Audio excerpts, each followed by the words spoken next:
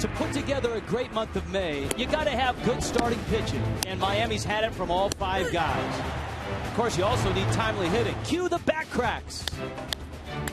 Stanton, Hanley, Infante, from tape measure shots to timely hits. Of course, you also got to have some good pen. Give me some relief. Despite some rough spots, everybody has chipped in, from middle relief to closing games. Now comes the fun. Cue the fun. 20-8 in May means good times, fist bumps, Lovistes on the house, and May's not done yet.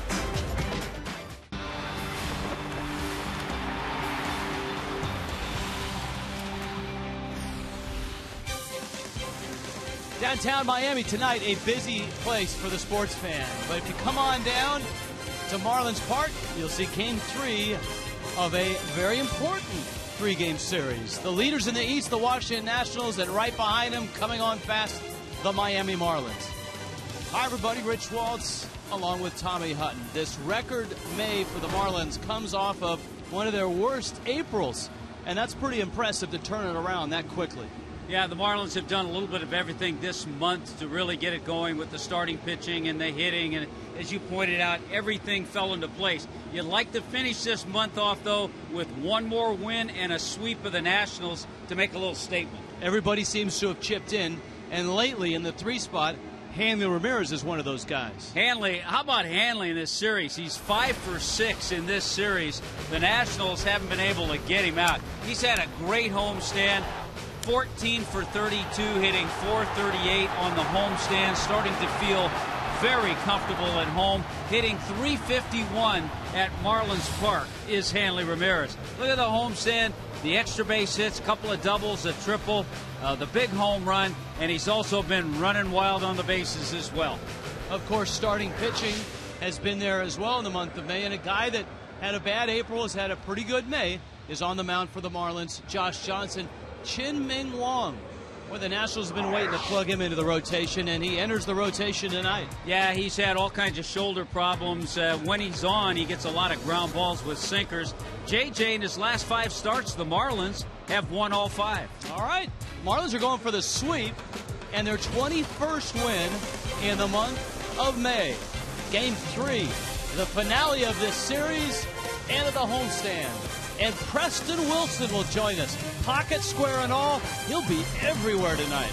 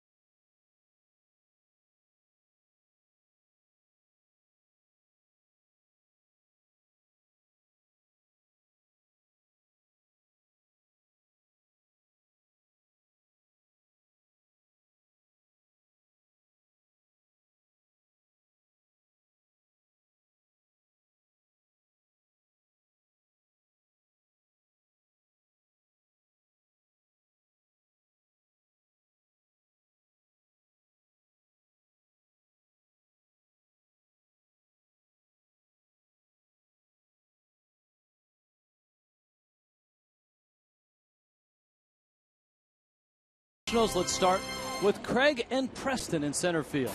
Rich, always great to be next to the smiling face of Preston Wilson for his insights. You're going to have a lot of fun in this game tonight.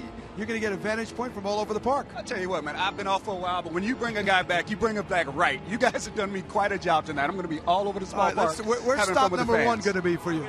Spot number one, I'm going to be behind home plate. Okay. You know, I get to sit in the owner seats down there. I get to hang out with the fans, and plus, I get a different little perspective. And then I go out to right field. Okay. You know, see what it's like out there. I get to hang out with Giancarlo for a little bit. Maybe you'll catch a Lomo homer, perhaps. Right, and then I finish up in one of your comfy spots, okay. the third base camera well. All right, here's my concern.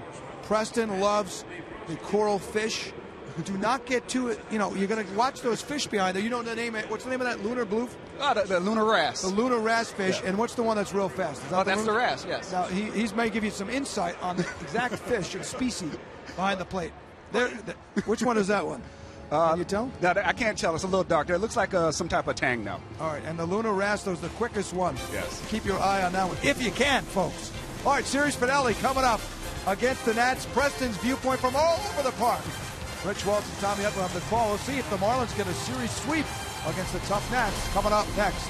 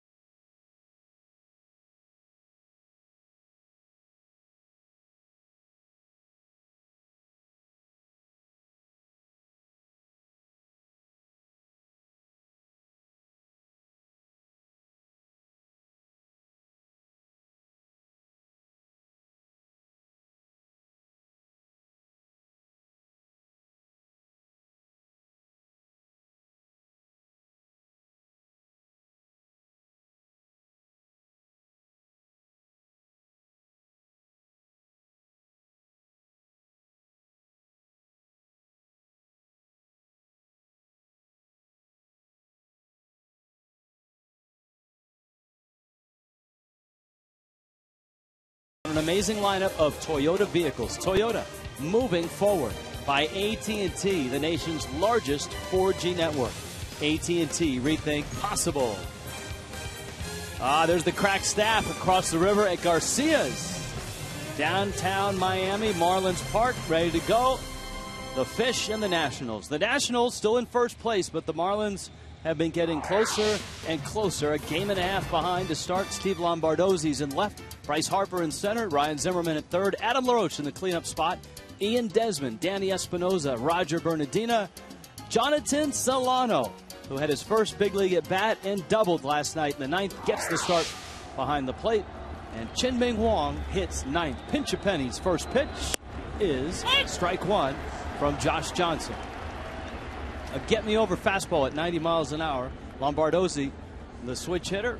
We saw him at second base last night. He's in left tonight. Crowds the plate and dumps one over the glove of Infante into center field. That's a base hit. And so the Nationals have their leadoff runner aboard. Check on that defense tonight for the Marlins with Coghlan, Peterson, and Stanton in the outfield. Ramirez, Reyes, Infante, and Morrison, John Buck. Exactly the same setup with the exception of Josh Johnson as last night. JJ's numbers. This is start number 11. He's been very good in his last 4 starts. 2-0 with a 2.77 ERA. And Harper, there's a little flare that's going to find Hanley's glove. JJ jammed him and gets the out. Yeah, he's actually jammed the first 2 hitters. He got in on Lombardozzi, but Lombardozzi was able to just sneak it over the head of Infante.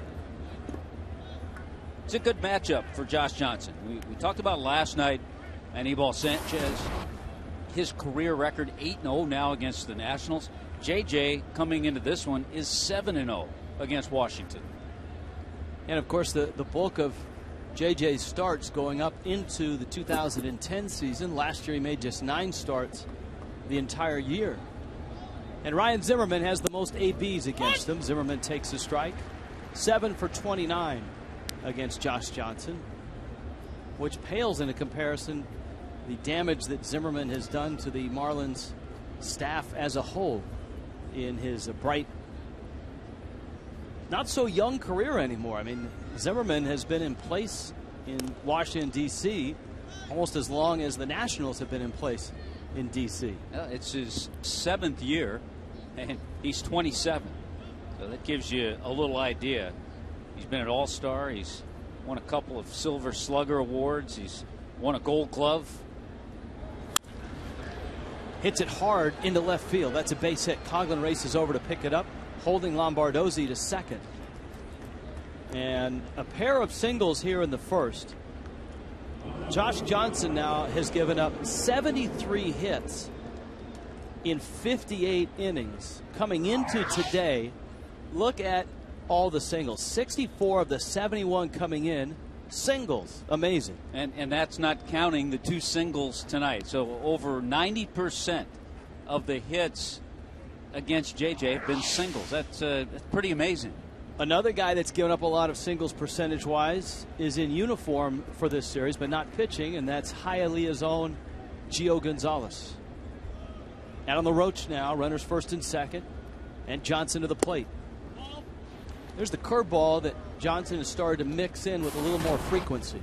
And I think it's a pitch he needs. I think he needs to show hitters a different look. LaRoche 0 for 7 in this series. Career-wise, 3 for 18 against JJ. And that ball popped foul and out of play. Another thriller last night. The Marlins a 3-1 win. In game 1, it was a 5-3 win. The Nationals, who beat the Marlins twice up in D.C., Davey Johnson's crew coming here to South Florida. The Marlins have taken the first 2 of what has been a record-setting May for the Fish. 20-8, the best May in all of Major League Baseball and the best month in Marlins history. The 1-1. That surpasses the August that the World Championship team had in '97 as they made their push to the wild card and then on towards the World Series. And that also surpasses the nice May that the Nationals have had. Nationals have gone 15-12, but it's been a lot of starting pitching for the Marlins. It's been a lot of key base hits and a lot of Giancarlo Stanton.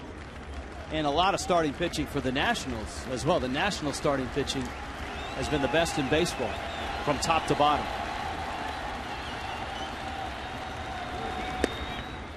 Breaking ball misses low and inside.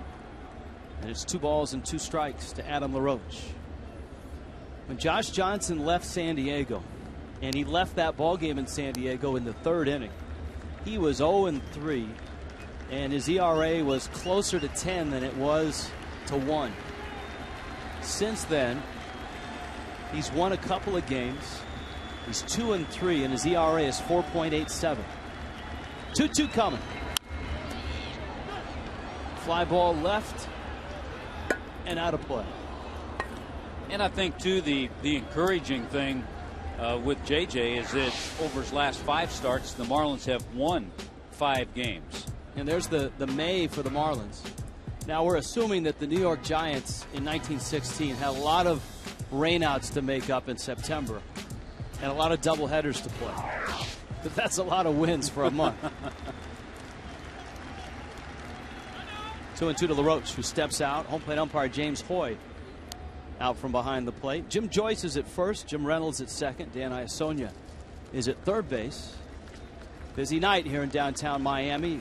Heat and Celtics, Marlins Nationals. Foul ball back to the screen. Fox tracks how JJ has worked Adam LaRoche. Not bad. I mean, sometimes you'd say to a hitter, well, a lot of stuff is up, but LaRoche is a great low ball hitter.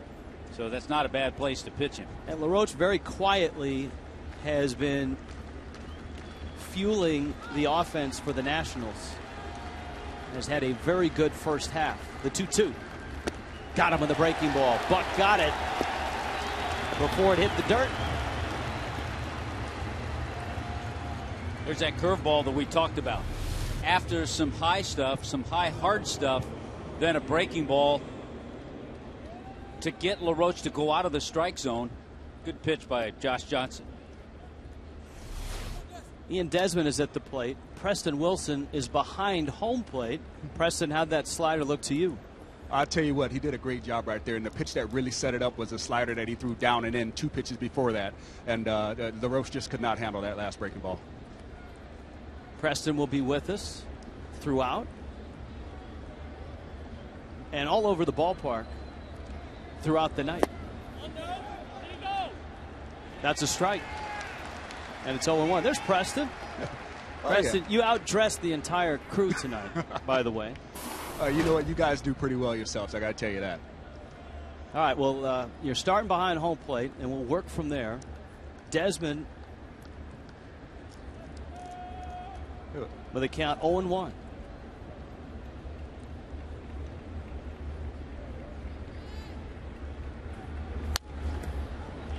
Quickly, it's 0-2.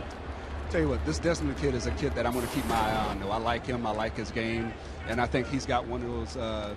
He's got the potential to have one of those Barry Larkin type if he can get the longevity. But he's definitely got the power, and he's got the great ability to play defense at shortstop. He's a guy too, Preston and Tommy, that we've seen grow up in the big leagues. A youngster out of Sarasota. Now the crowd's starting to get into it. JJ's 0-2 on Ian Desmond. Runners first and second. The breaking ball is down low. Tell you what, guys, it's a lot different being down here, actually being around the crowd noise. This stadium gets loud. Just now, the volume went up about 80% from before that pitch to right before that pitch was crossing the plate. We heard a lot of the players talk about that on Marlins Live. Ricky Nolasco talking about how encouraging that is for the players when they hear that support from their fans. 1-2 to Ian Desmond. Espinosa's on deck, and Desmond steps out. Nationals trying to get on the board first. Washington at 29-20, and as we noted, still atop the East. But the Marlins and the Mets are both a game and a half back. Pop-up fouling out of play.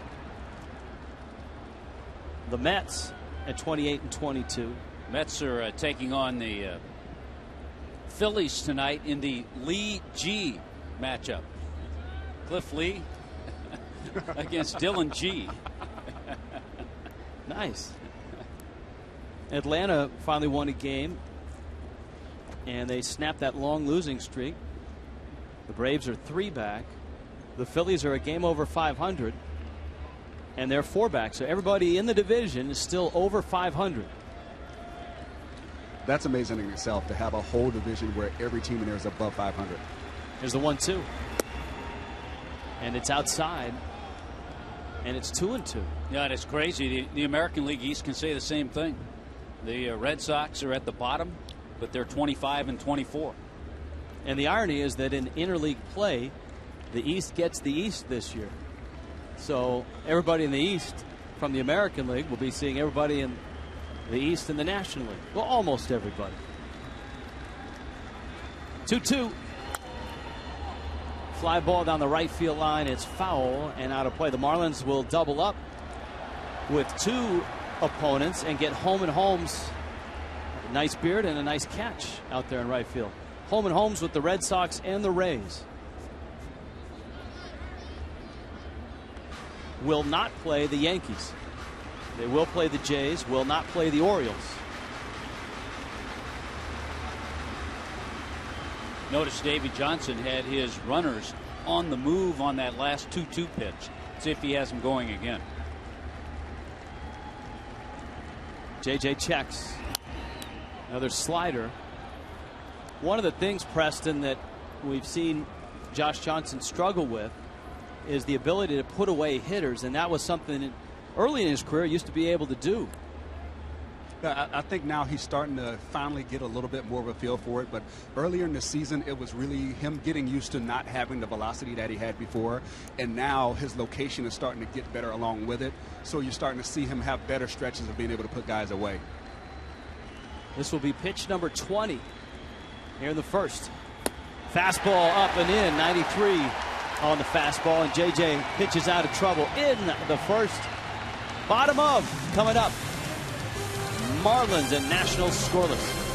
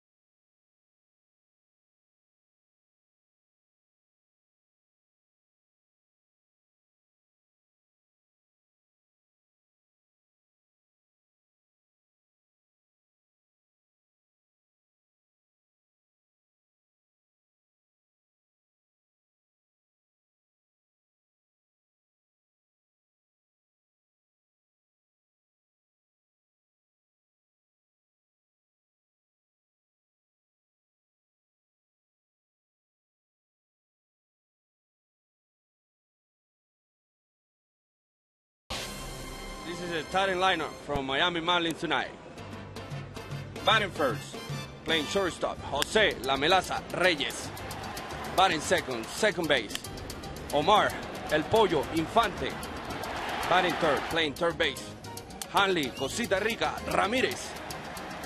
Batting fourth, right field, Giancarlo Captain America Stant. Batting fifth, playing first base, Logan Tudor Morrison. Batting sixth, center field, Brian Peterson. Batting seventh, catching, John Bess Bach. Batting eighth, in left field, Chris El Cristiano Coughlin. Pitching tonight, batting nine, JJ Johnson. Very, very nice. I like Giancarlo Stanton. Captain America. Captain America. Here is Reyes. And Jose Reyes takes down low. And there's been a Chin-Ming Wong sighting here in Miami. Here he is in the rotation for the Nationals. He was there at the end of last year. Wong getting into the ball or into the rotation for 11 starts after undergoing a season and a half of rehab from shoulder capsule surgery. Yeah, it's been a long road back. This year he started with 3 different teams in the minor leagues, pitched over 30 innings. When he's on, he might not throw as many sinkers as Derek Lowe, but it's close. He usually has a very low pitch count. He pitches to contact, and he gets an out from Jose Reyes. There's a look at the defense. We've seen Lombardozzi in every game, 2 in left, 1 at second. Harper starts in center tonight. And Roger Bernardine is the right fielder. Zimmerman and Desmond. Espinosa and LaRoche on the right side. And Jonathan Solano making his first major league start tonight. Had his first hit last night.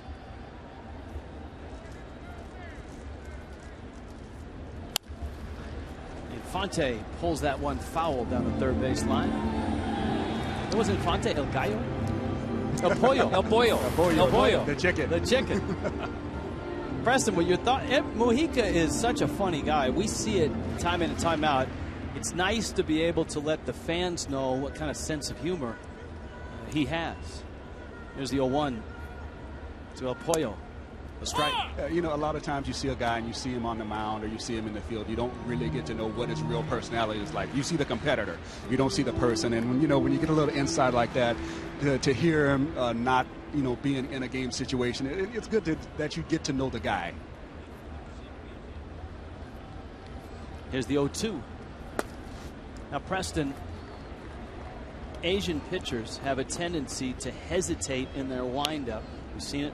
Pitchers from Japan, Wong from Taiwan. He's kind of out of that same mold, isn't he? Oh, yeah, they have a little hesitation usually in the middle of their motion to set their balance up, and it can disrupt your timing a little bit. Soft fly to right. Bernardina is there, and it's off his glove. And there goes Infante to second. He is in there. El Pollo on the move. That's a fast one, too. And a guy that you need to keep punching that all-star ballot for. Omar Infante. He deserves a bloop every now and then. He's hit the ball so hard all year, just out of the reach of Bernardina. Remember the last couple of nights, Harper was in left field, or in right field, Ankiel was in center.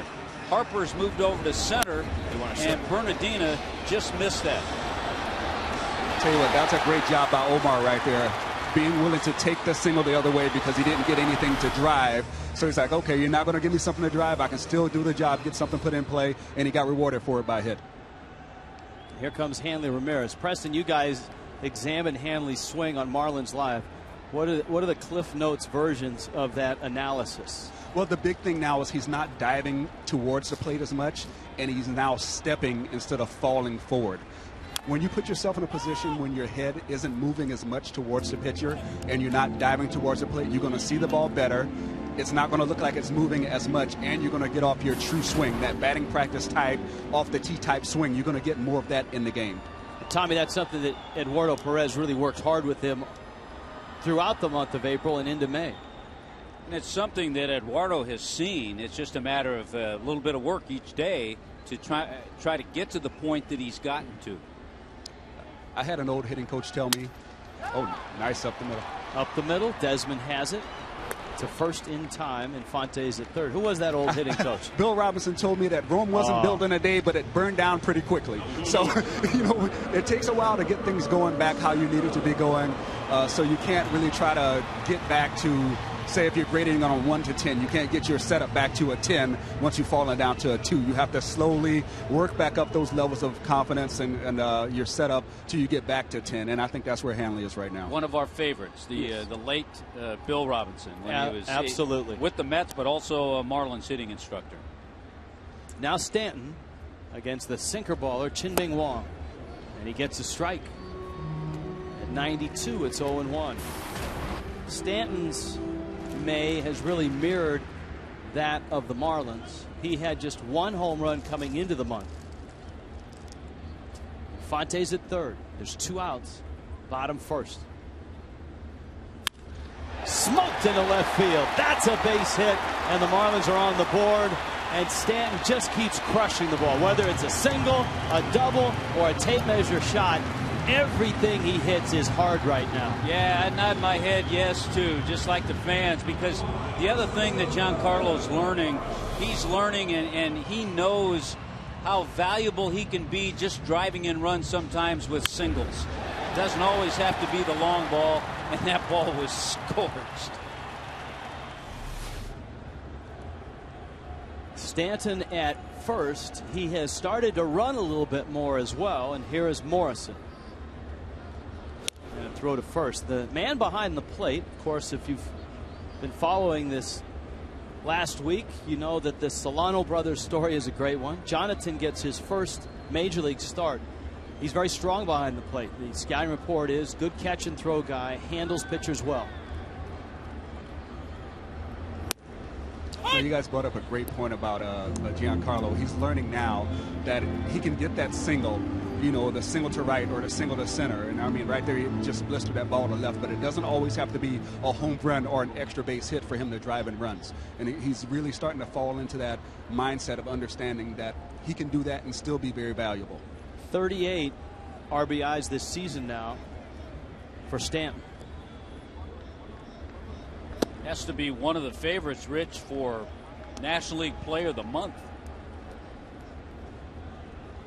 Yes, I would concur. Those ballots come out when the month is over. Another day to go. And Stanton's numbers are going to jump right off that page. 29 RBIs in the month. And he is now hitting over 300. Which he has said is a goal of his. He'd like to be known as a hitter, not just a home run hitter. Punch those all-star ballots for Giancarlo.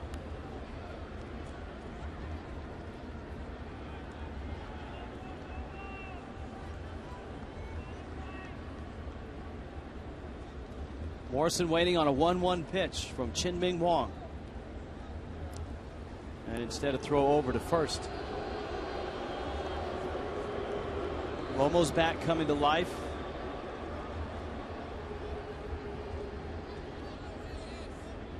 Morrison last night an 0 for 3. Walked in his 4 plate appearances. Homer and a double in game 1 on Monday night.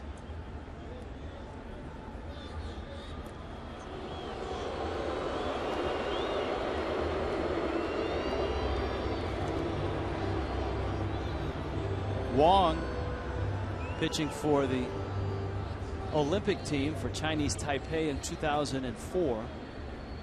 Originally signed with the Yankees back in 2000. And he spears that ball off the bat of Morrison, which was headed for center field. Marlins get a run. A double by Infante. Giancarlo drives him in.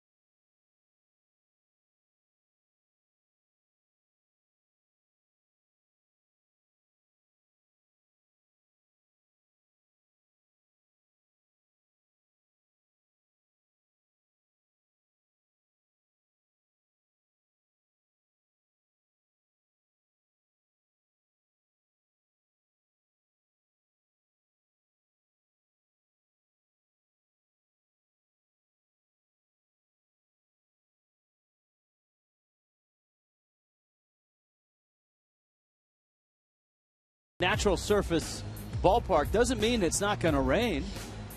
You got to leave the roof open for the rain and the sun for the grass to grow. But when it gets too heavy, the Marlins do have a tarp, and they brought it out this afternoon. The rain came down. A little bit of flooding, but hey, everything's taken care of. No worries. Yeah, I think John Tuitu is wearing his swim fins down there today. Coventry Healthcare second inning, 1-0. There's John.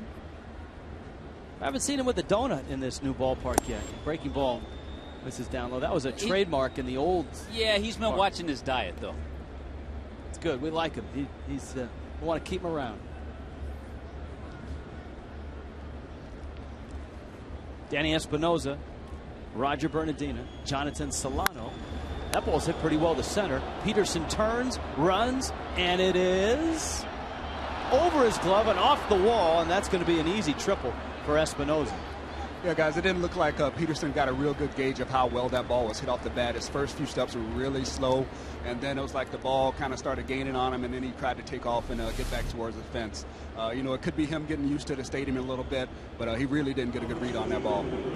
Yeah, and then once he gets to the track, he actually has to look over the other shoulder. So, yeah, a ball that certainly is not an easy play, but catchable, and Petey didn't have a good route. Now, Preston, you'd be a good person to ask because you played in a center field with a lot of room behind you in Colorado. Outfielders aren't used to going back that far for a fly ball, are they? Oh, no, that's definitely something that you have to work on, and you have to get reps in batting practice or your early work to get used to doing it. And my biggest thing was I always wanted to try to get my depth first, so I would turn my back on the ball, try to get going hard, and then look back up to pick it up. And when you got a roof like this, you're going to be able to pick the ball back up. Roger Bernardina right now, infield's back. Espinoza's at third. And Bernardina lines it to center. Peterson came in, now goes back and has to reach up, and that is going to score Espinoza. So a triple and a sacrifice fly, and this game is all tied at a run apiece. For information about driving to and from Marlins Park, as well as parking diagrams, public transportation options, make sure you visit marlins.com/parking. You can visit neighborhood and city maps, see traffic flow patterns, and find out everything you need to know about commuting to Marlins Park.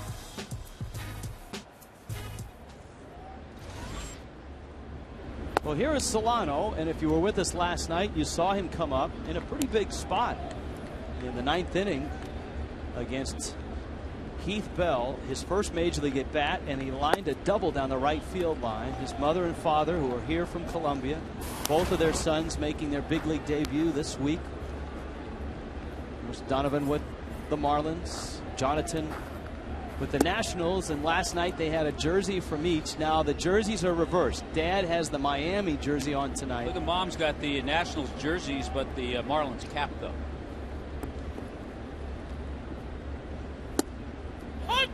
At the knees. Yeah, guys, you look at Peterson out there in center, you can definitely tell he's not seeing the ball as well as he would like to. Sometimes when you're in a new environment, you have to kind of change your setup a little bit.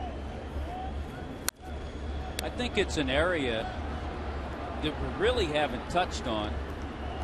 And Brian Peterson can play all three outfield positions, but I think the club has missed Bonifacio in center field.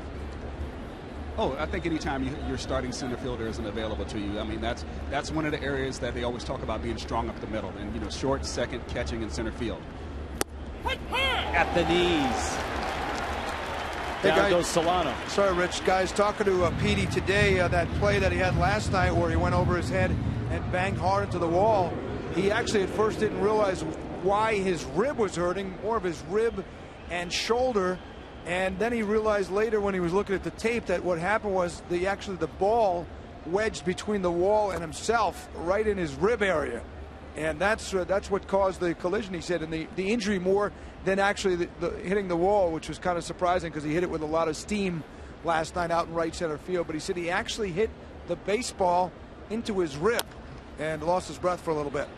Little tapper, Wong trotting down the line, and Johnson picks it up and throws Wong out. Nationals are on the board with a triple and a sac fly. It's 1-1.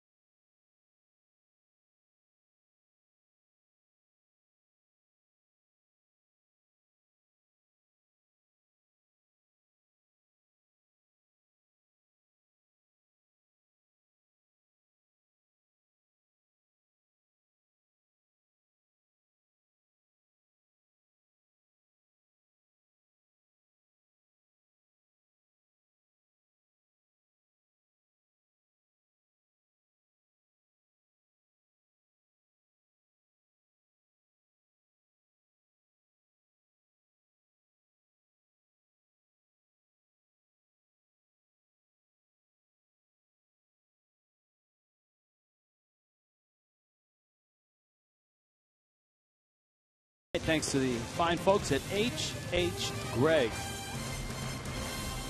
Marlins Park, where the Marlins have won and the Nationals have won.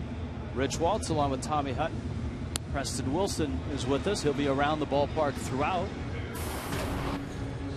Let's check on the scouting report of Chien-Ming Wang, brought to you by Coventry Healthcare. We talked about all the sinkers, and we've seen the very deliberate, if not a pause there in the windup. And returning from shoulder surgery, he's missed a lot of time, but remember he had back-to-back years with the Yankees back in 06 and 07 where he was a 19-game winner each of those years. His Yankee years, when you compile the numbers, pretty darn impressive.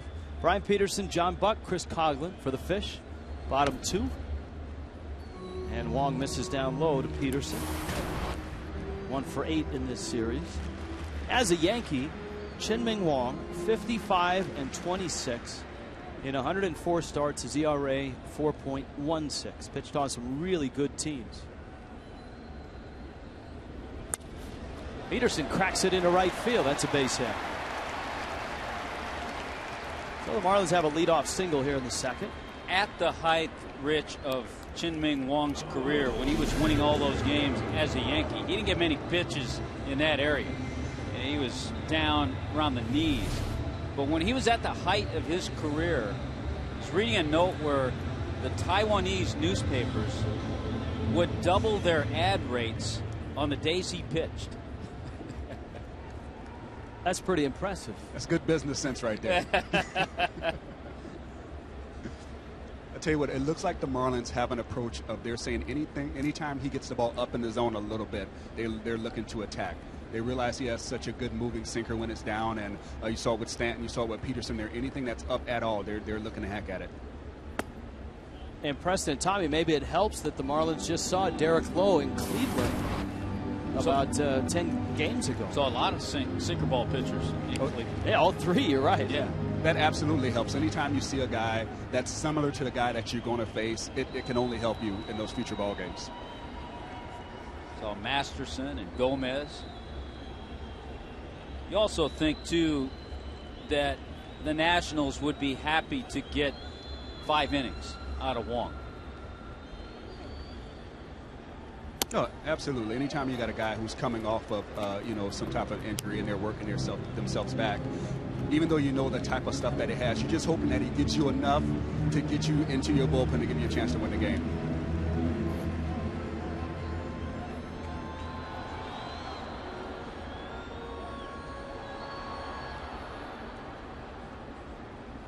Two 2-0. Buck and Wang. Peterson increases his lead and misses up. See, guys, did you see how Peterson was getting his lead over there? He's a little bit more crouched. I would like to see him in that position a little bit more in the outfield, because when you're stealing the base, that's your most explosive, most ready position. And in the outfield, he's standing up a little bit more straight. And I think he would get better jumps, or at least a quicker first step, if he was more in that crouch position when he's on defense.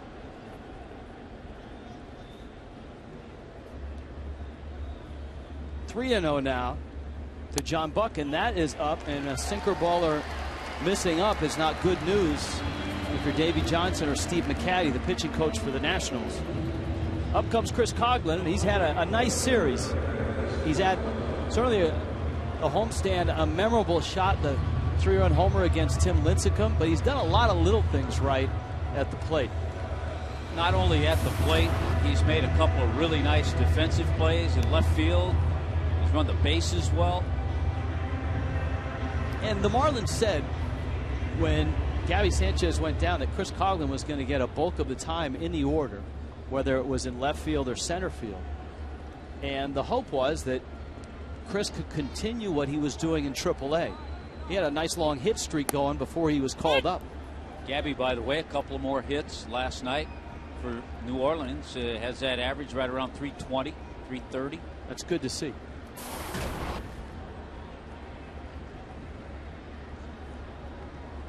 Peterson singled to open the inning.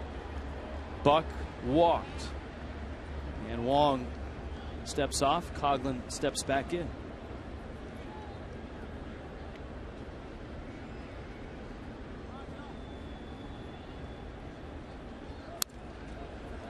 Chin-Ming Wong inserted into the Nationals rotation, and Ross Detweiler was the odd man out. Detweiler was brilliant against the Marlins up in D.C. And I would not be surprised at all that we'll see Detweiler in this game. Detweiler, a hard-throwing lefty. The 0-2. Breaking ball didn't come far enough for James Hoy, the home plate umpire. And the count 1 ball, 2 strikes. Marlins have already won this series, but are aiming for a sweep tonight.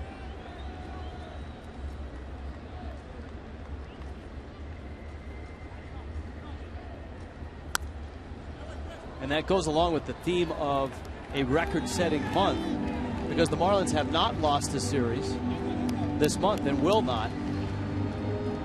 Travel day tomorrow on to Philadelphia for a weekend series to open up June with the Phillies. Anytime you can go a whole month and not lose a series, that means your ball club is really doing a lot of the little things day in and day out.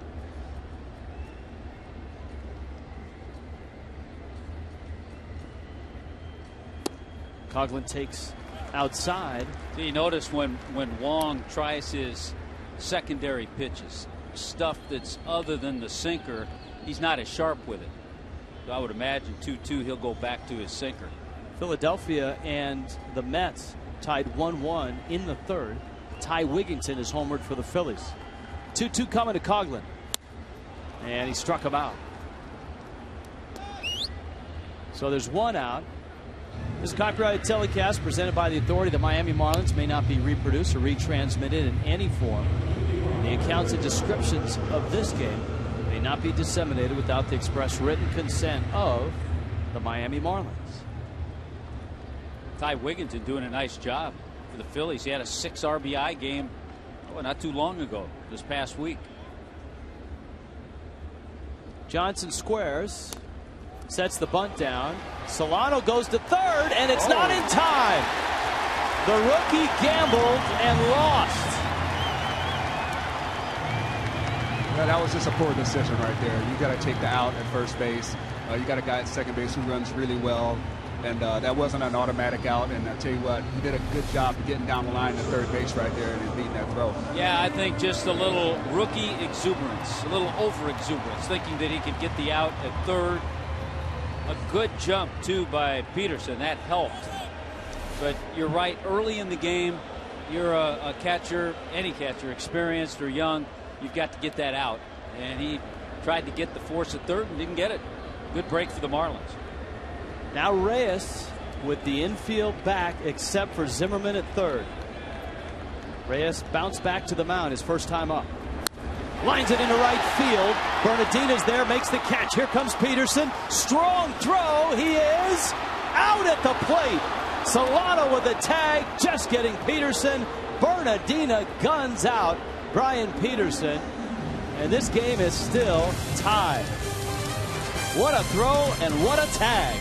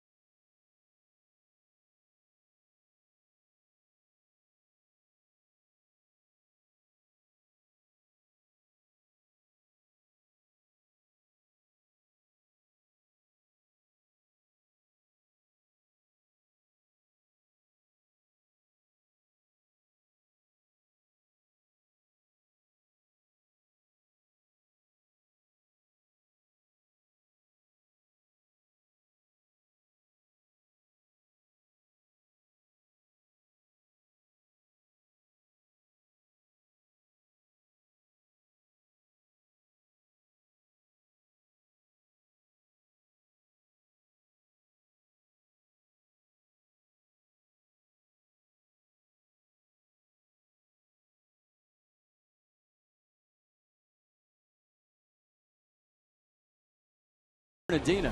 Yeah, very frustrating for the Marlins because Reyes stung this ball, but Bernardina had all of his momentum going toward the plate and made a perfect throw, and a good job by the youngster behind the plate.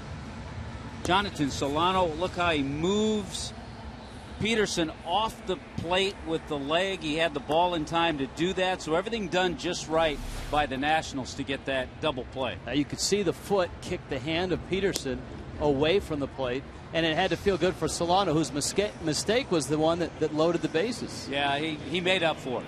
Now, guys, I tell you what, that was an absolute missile of a throw. I'm sitting here, and I'm pretty much in line with the throw from the right fielder to the catcher, and that ball did not have a hump in it at all, and it was right on the money, and it was just a great play.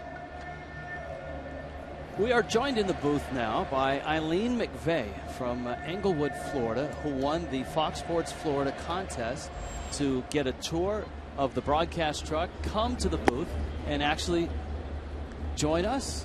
Welcome. How are you? I am just wonderful, and I'm very excited to be here. This is just absolutely overwhelming. Now, Englewood is near Sarasota, right? It's just south of Venice, which is just south of Sarasota.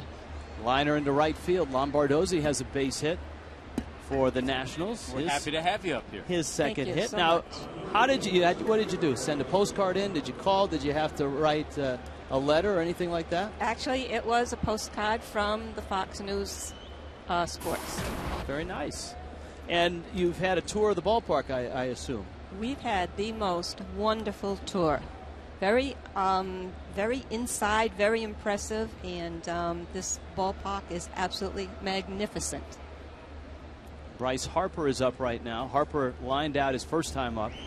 Johnson delivers, and it's lined foul. Not a lot of people get the opportunity, Eileen, to visit our production TV truck. That's where our crack staff is. And I know you got that opportunity to go down there, didn't you? You are absolutely 100% correct. They are just awesome, and they were so gracious to us. Well, they were on their best behavior because we told them you were coming. Oh, okay. They're the crack staff. Sometimes they get out of hand. Now, we had a chance to briefly chat with you before the ball game. Uh-huh. You are a transplanted Boston Red Sox fan. Yes. But I'm hopeful that the Marlins can be your National League team from here on out. Absolutely. You have given us the opportunity to become Marlins fans, and we certainly will be. In fact, I am loving seeing Stanton and Johnson. Just so excited. That's good. Now, Providence, is that where you are from, Providence, Rhode Island? In the Providence vicinity, yes. Okay. Well, you'll be happy to know that Rick Pitino is a season ticket holder here. He is. Yes, he is. Yes, we've seen him many, many times in his career. Yeah, that one fouled back and out of place. So, Fenway Park, a place that you've spent some time. Absolutely. Did you know that this ballpark is actually smaller than Fenway Park? It's the smallest park in all of baseball. Marlins Park seats 36,000. There are 1,000 standing room, and we are headed to Fenway Park. Marlins play the Red Sox 6 times in June. Really? Yes, I know it's gonna be tough for you to figure out who to root for. I know, but we'll definitely be on hand to make sure we see those games. Yeah, the Red Sox come here for 3 games, and then we travel up to Boston. Bryce Harper fouling that pitch off his foot and down and in a lot of pain. This is a Nationals team that has suffered a lot of injuries this year. Ouch. That off the instep. Boy, that slider just keeps coming in. It got him on the back foot, looked like, too. That's hard to do. Do they let you play with anything in the truck? Maybe the Exmo, the Foxmo? No, we were so overwhelmed by all of the technology that you guys experience every day that we didn't want to play or touch anything. Well, there's good news and bad news about visitors to our TV truck, because what it does, it allows people as yourself to see that, and then you realize that Rich and I do nothing up here. They do it all. We're essentially along for the ride. I hadn't come to that conclusion at all. You guys are awesome, too. We're visiting with Eileen McVeigh, who won the contest to come to the booth, get the tour of Marlins Park, of the broadcast facilities. and be the goodwill ambassador for the Marlins when she goes back over to the west side of the state, back home close to Sarasota. Even though Ian Desmond is from Sarasota, he's playing for the Nationals. And we head over to Tampa as well to play the Braves. Marlins in St. Pete in a couple of weeks. Yeah, 15th, 16th, and 17th of June. Throw over to first. Lombardozzi has yet to attempt a stolen base this year.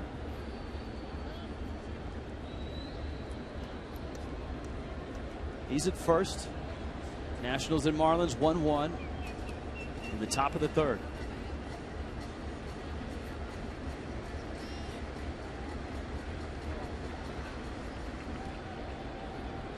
As we found out, Rich, most of the time, 99% of the time, when a Marlins pitcher throws over to first base, that's a call from the dugout.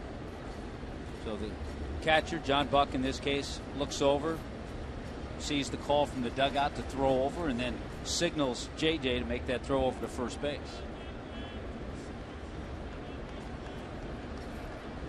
Counts 1-2. Johnson ready. And the pitch to Harper. Line to left. Coghlan back. That ball's hit pretty well. And Chris has to reach up and make the catch. Ball seems to be carrying pretty well. Preston, you down there anywhere? That was a great swing by Harper right there, but Coghlan got a great jump on that ball, and he was able to field it, relatively easy compared to as well as that ball was hit. Rich, you made a good point about the ball seems to be carrying, and this was my thought all along. As the summer goes on, and with the roof opened at night and humidity getting inside here, even though it'll be cooled off for games, I think the ball will carry a little bit more as the summer goes on. Ryan Zimmerman is up, and there's one out. Lombardozzi is still at first base.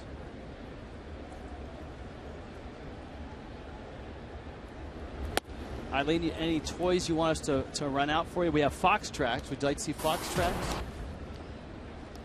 Sure. All right. Sure. That would be great. See, there's Fox Tracks. Tells you where the last pitch was. So the little box is the strike zone. That pitch was out of the strike zone. There's a strike. Tell you what, guys, JJ's velocity is definitely looks like it's picking up here in the last inning or so. He threw a couple pitches earlier in the inning that were 93, 94. As compared to the first two innings, he was right around 91. So he may be loosening up and starting to feel a little better as he's getting deeper into this game. It's a great sign. Marlins are hopeful that with work, the arm strength comes back. Guys, Eileen just passed me a note. She wants to see Zimmerman's career numbers against the Fish, which are very good, and then I can just accentuate that with the telestrator. Tommy, that's the best telestration you've had all year. Well, Eileen put the pressure on me. I think Eileen has an artistic touch, and so I had to be very accurate. Oh, thanks, guys. 1-2. And he got him. And there's that fastball, Preston, you were talking about. A pitch he was unable to finish hitters off on in April. Yes, I mean, he's got a great location right there, and he set it up with that slider before, kind of on the same plane, and then he throws a fastball, and Zimmerman didn't recognize it as a fastball quick enough and pretty much just blew it by him. He's finished a few hitters off already in this one with 4 strikeouts. Yeah, I tell you, that at-bat and the at-bat against Desmond were 2 pitches that were right where he wanted to throw them. Now Adam LaRoche. Yeah, look at right on the outer part. Well, Eileen, now your innings coming close to a finish here. Where have you been in the ballpark? Have you been all around yet? We have. We had the best tour with Jeff and Margot, and I don't think there's a corner in the stadium that we've missed. It's been wonderful. We saw the pregame show. Oh, you were up in center field. We were. Runner goes, throws on the bag. Got him. Nice work, Eileen. Congratulations on winning the contest. It's very nice to meet you. Thank you. It's wonderful to meet you. And we'll be looking for you on television, and enjoy your night. Thank you, Eileen. Thank you, Tommy. Eileen McVeigh.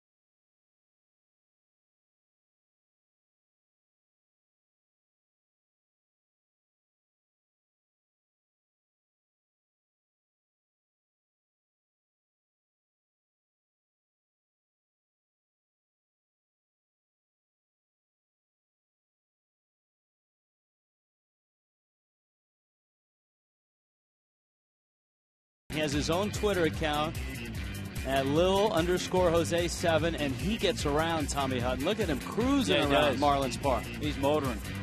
I think he was at Garcia's today, too. That's right, along with the cracked staff. Make sure you tune in and check your local listings for the further adventures of Lil Jose. It's not little, it's Lil Jose. And you'll see updates, certainly, not only at FS Marlins on Twitter, but on his Twitter handle as well. There's Big Jose, not Lil Jose. Infante's up. Chien-Ming Wang to the plate. And Infante takes a strike. It's 1-1. Now the Marlins have had opportunities in both innings. They got a run out of the first. But in the second, Jose Reyes had a line shot to right. Roger Bernardina made a great catch and throw to get Brian Peterson at the plate. Little roller up the line. Preston Wilson is with us, and he's behind home plate for now. He'll be moving around the ballpark throughout the night. What's the sinker look like from Wang?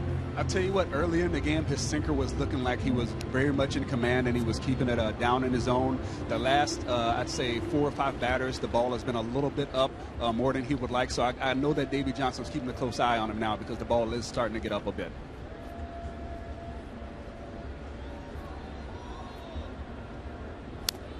You know, it's an interesting story on his sinker. He's coming up in the Yankees organization. His pitching coach in the minor leagues was Neil Allen. Neil Allen, one of my dad's former teammates. That's right, with the Mets. He was a closer with the Mets. And he helped Wang change his grip and helped him throw a better sinker. I'll tell you what, Wang has one of those, what you call a turbo sinker. It gets about 5 feet from the plate, and it just explodes down when it's on. Here's the 1-2. That was the turbo sinker right there. Absolutely. And, you know, we talk about it with the knuckleball and how everyone thinks they can throw one. If it was easy to throw a turbo sinker, everybody would throw one. But it's arm slot, it's grip, it's a lot of things. So you can throw like Wang or a Derek Lowe, Justin Masterson. Here's the 1-2. Breaking ball misses outside. Yeah, there's some guys that when they get on the mound, you just almost have to eliminate the bottom part of the strike zone because anything down there is just going to explode out. The kid who used to pitch with Arizona, Webb, you mentioned Derek Lowe, even Zambrano was like that. Anything that was knee high, you just tried to take it because you weren't going to get a good swing on it. See what Infante gets. 2-2. Fastball 93 miles an hour. So Infante goes down. Hanley Ramirez, Giancarlo Stanton come up as well. And as Hanley arrives, we award him the Cholula Hot Sauce Spotlight of the night. Look at the damage he's done against the Nationals. 26 career home runs against the Nationals.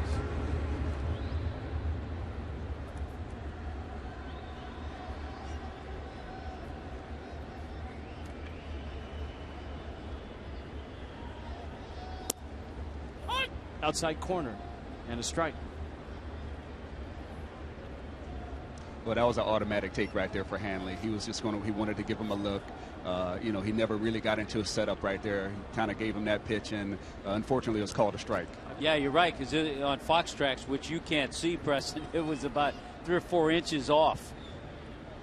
I'll bet Preston's got an app for that on his phone, though. Here's the 0-1. Absolutely. It's an app for everything now. I'm surprised right now we've seen a couple of good fastballs at 93 from Chien-Ming Wang.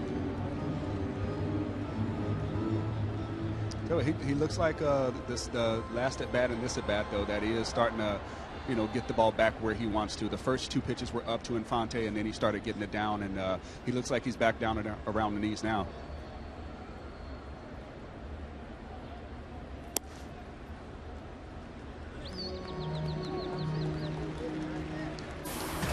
One and 2. I was looking at numbers on Hanley, and he's hit over 350 at Marlins Park. He's hit below 200 on the road, but a lot of that was because the Marlins played so many road games early on, and at that that time Hanley wasn't swinging the bat well.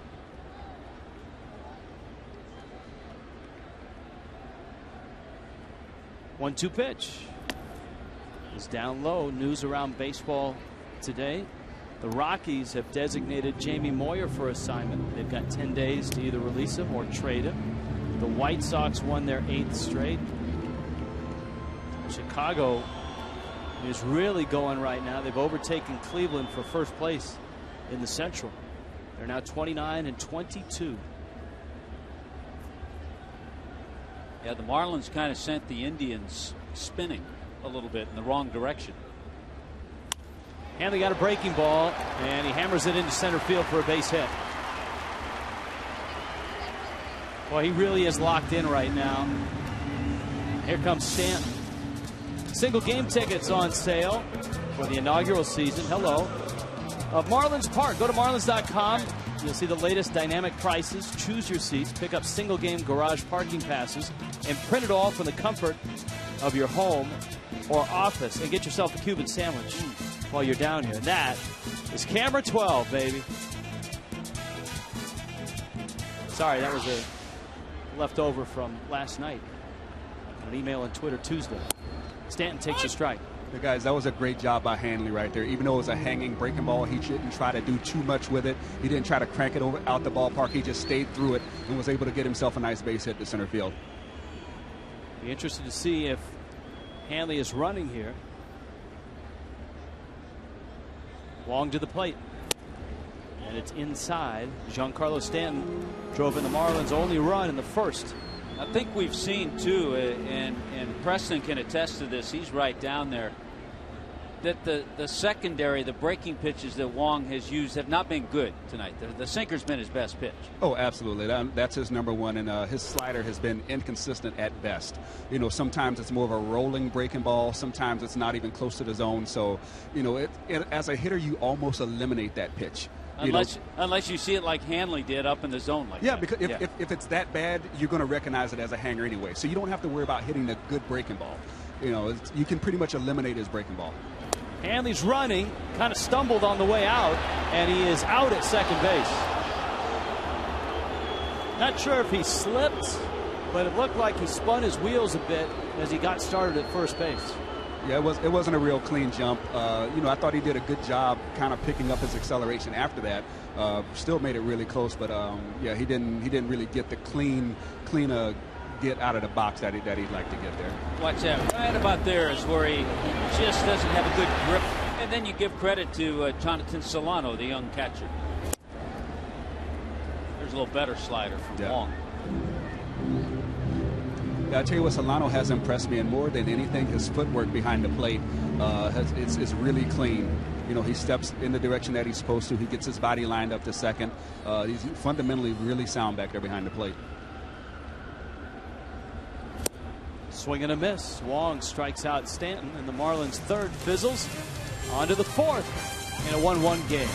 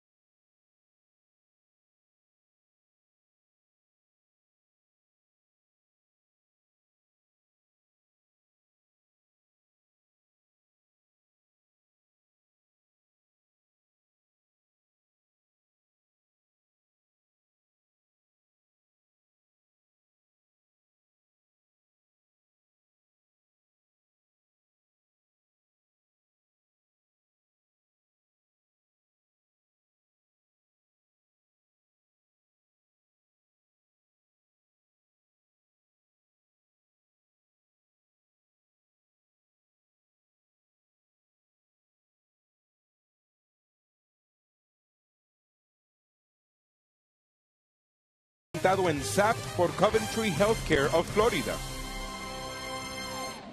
Good eating with the cotton candy here tonight. Had a chance to circle the ballpark on the promenade level and check out all the eateries. Actually had some tremendous mahi fish tacos today. And I've noticed, I don't know if you have, Rich, but I think the cotton candy is better here at this ballpark than at Sun Life. Now, Tommy, that's the difference between you and me. You're looking at cotton candy while I just go down to get a smoothie. Here's LaRoche, and he takes outside from Josh Johnson. Adam LaRoche and Desmond and Danny Espinosa. I think everything's better from the old ballpark in this place, to be honest with you. Good inning last inning, helped out by the caught stealing, but JJ threw just 12 pitches. Remember, he had 20 in the first inning. Marlins have shifted against LaRoche, who fouls it off. They've been playing this shift against LaRoche, who primarily is going to pull the ball on the ground. He may spray a ball into the outfield the other way, but on the ground, generally, he's going to pull the ball.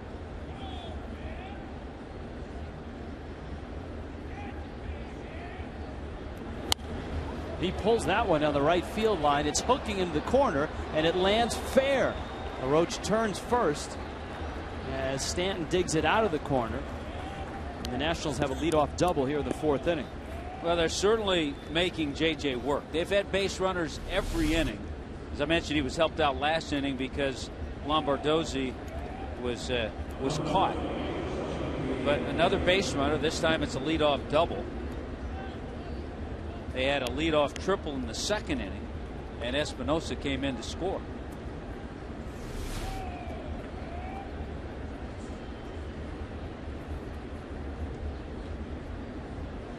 Ian Desmond now. You got Espinosa and Roger Bernardina also all lined up after the leadoff double by Adam LaRoche.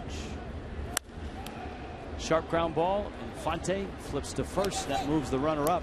Well, a great job by Ian Desmond, and you could see him all the way giving himself up, trying to hit that ball hard. He hit it hard too the other way to move the runner over to third. Last night we had an interactive poll.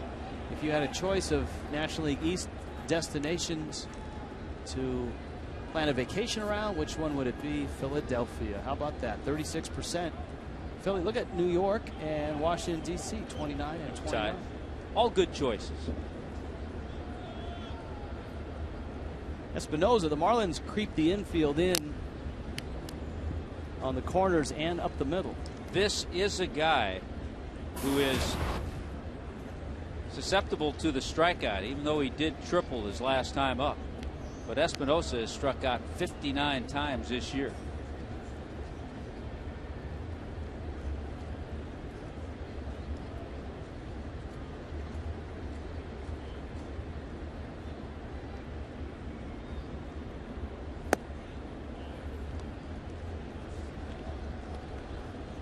Johnson misses. It's 1 ball and 1 strike.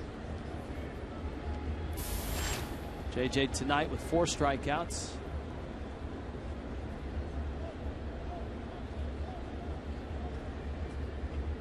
One out in the fourth, runner at third. Slow tapper, foul. Morrison sweeps it up. Now it's 1-2. Now we'll see what kind of pitch Josh Johnson wants to go after Espinosa with to try to strike him out. He has a 1-2 count. Got a couple choices. We've seen him go with that slider down and in. We saw him strike out Zimmerman with a good fastball.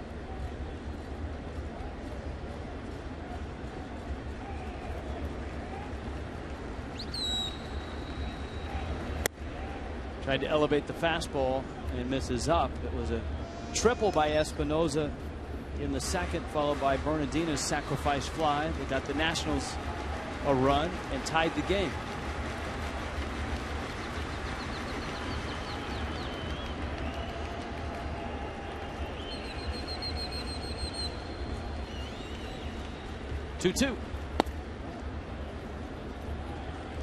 Didn't budge on the breaking ball. 3-2.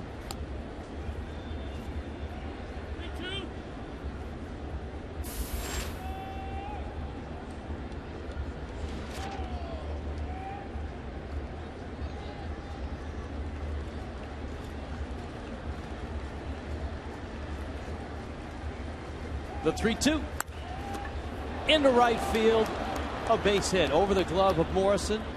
Espinosa delivers, and the Nationals have the lead. I think that was that changeup. We see JJ throw that changeup 85, 87.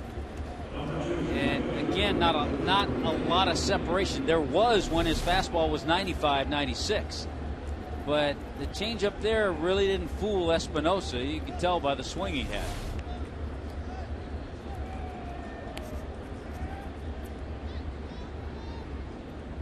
Bernardina now. Espinosa a base stealing threat at first.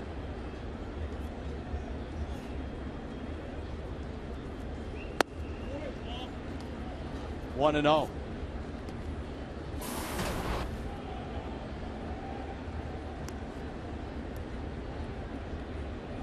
That ball game in New York, the Phillies and the Mets are 1-1 going to the 5th.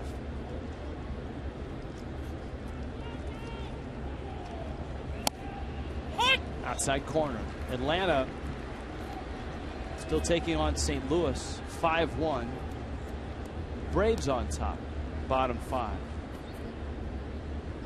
Well, after losing 8 straight, the Braves winners last night trying to get back on track.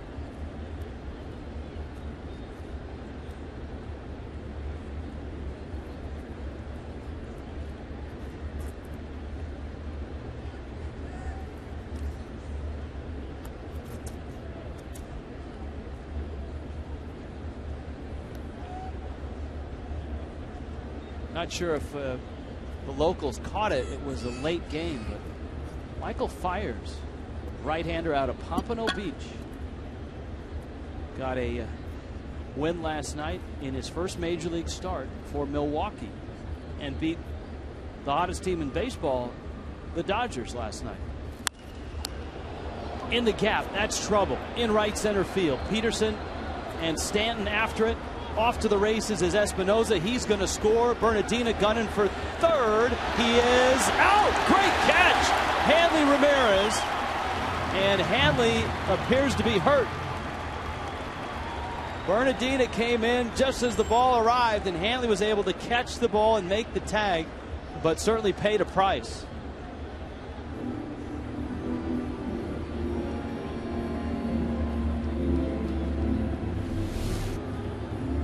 Again, that 88-mile-an-hour pitch that's not been a good pitch tonight for JJ. It was up.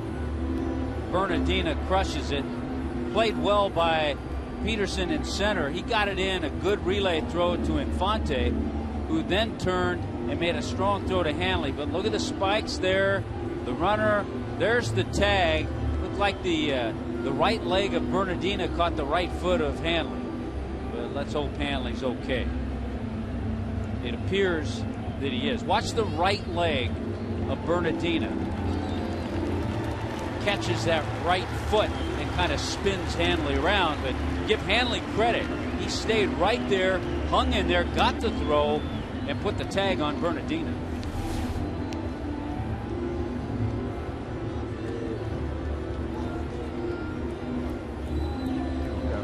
So Hanley will stay in the ball game.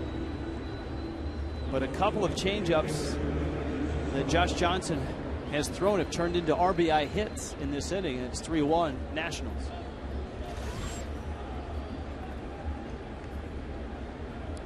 And here's Jonathan Solano. Lines it foul. If you're Josh Johnson, Tommy, what do you do then if your fastball is 92, 93 and your changeup is still where it used to be? You've either got to get the separation a little bit more and have the changeup more around 84, 85. Yeah, he almost wants to choke it a little bit more because it becomes a BP fastball at 88 or 89. So he's got to choke that changeup a little bit more, maybe get a little deeper in his hand to take a little bit of velocity off of it. Preston Wilson dropping back into the telecast. We weren't ignoring him. He was in transit. He's moved around. Where are you at now, Preston? Guys, I'm now down the right field line. You know, I got a great vantage view out here. A little different area to see next to the fans out here. And I tell you what, I haven't found a bad spot yet, so I'm enjoying what I'm doing tonight. You've got your own platform, your own pulpit down there, and above the Fox Sports Florida sign. You know, you guys must have missed me because you treat me pretty nice. I come back here, I got a great little setup here. You know, I'm got a nice little area, got a great view, and you know, I get to interact with the fans. So, you know, oh, thanks, guys. I knew you missed me. Yeah, we did. Here's the 3-1. And Solano lines it to center. Peterson charging in. He's there, and he slides and makes the catch. Good jump, good catch. But the Nationals knock Josh Johnson around and lead it now 3-1.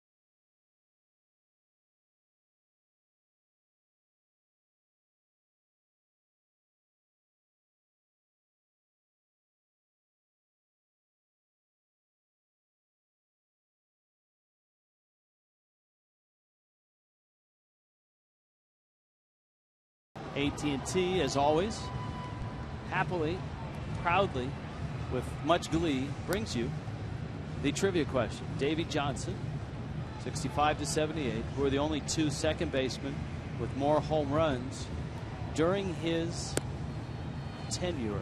So let's see. We always have to, you and I, because of our illiteracy at times, have to read this 2 or 3 times. But it's during Davey Johnson's playing tenure from 65 to 78. What other second baseman had more home runs? Joe Morgan. Joe Morgan was playing then. Joe Morgan. That has to be him. Yeah, that was my first thought was Joe Morgan. Yeah, or maybe Joe Torre also. I don't know how earlier he played. Yeah, this is second baseman. It was a little before Ryan Sandberg. That's right, Torre caught. Yeah, it was a little before Sandberg. Let's see. How about Lou Whitaker? Sweet Lou. Ooh, that's a good guess, though. I don't think that you should have gotten such an obnoxious buzzer sound, because that was a good guess. Is that the equivalent to a smiley face, good effort when you're in elementary school? No, man. That's the equivalent of something mean and nasty on the text rather than the smiley face. That buzzer is a cold and heartless sound. But we've been told that it's the same team, so a Tiger. Yeah, it's got to be a Tiger second baseman. So it would be before Lou Whitaker. Aha. Here's the 2-0 pitch. And there's a strike for Logan Morrison. Did this guy, let me throw this out to our resident Tigers crack staffer. Did this guy have a strange, crazy open stance? I'm getting a yes. Now I know. And a left-handed batter. I know Darrell Evans hit a lot of home runs, but I don't think he played second. No, he didn't play second. He may have a game or two, but no. No, I think I got this one.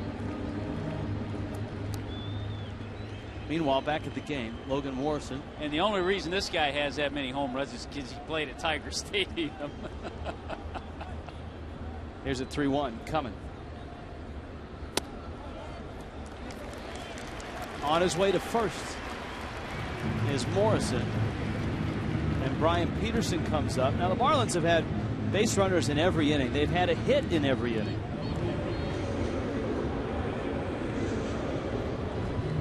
Yeah, each team. Neither pitcher's had a 1-2-3 inning. JJ just faced 3 batters in the third, but did give up a single. 50 pitches for Wong so far.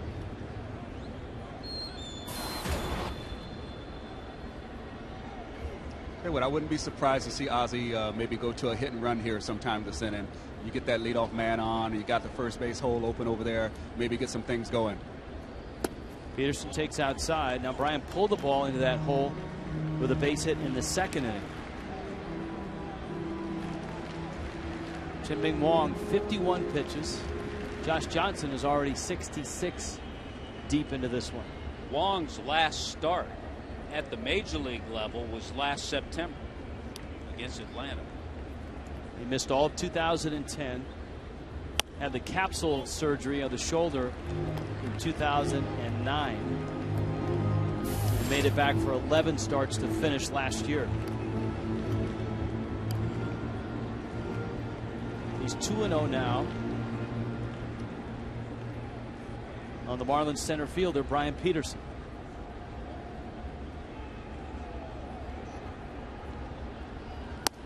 That's in. For a young hitter, that's an impressive take right there, because you know he just got to hit his last at bat and he wants to be aggressive, but he didn't swing himself out of the at bat just because he knew he was on a fastball count. That's a good job taking that pitch.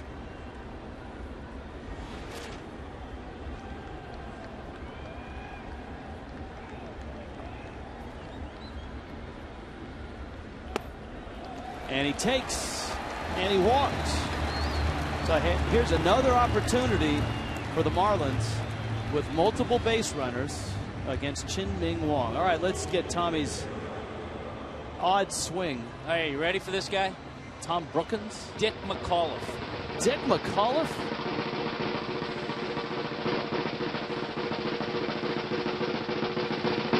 How about that? That was before my era.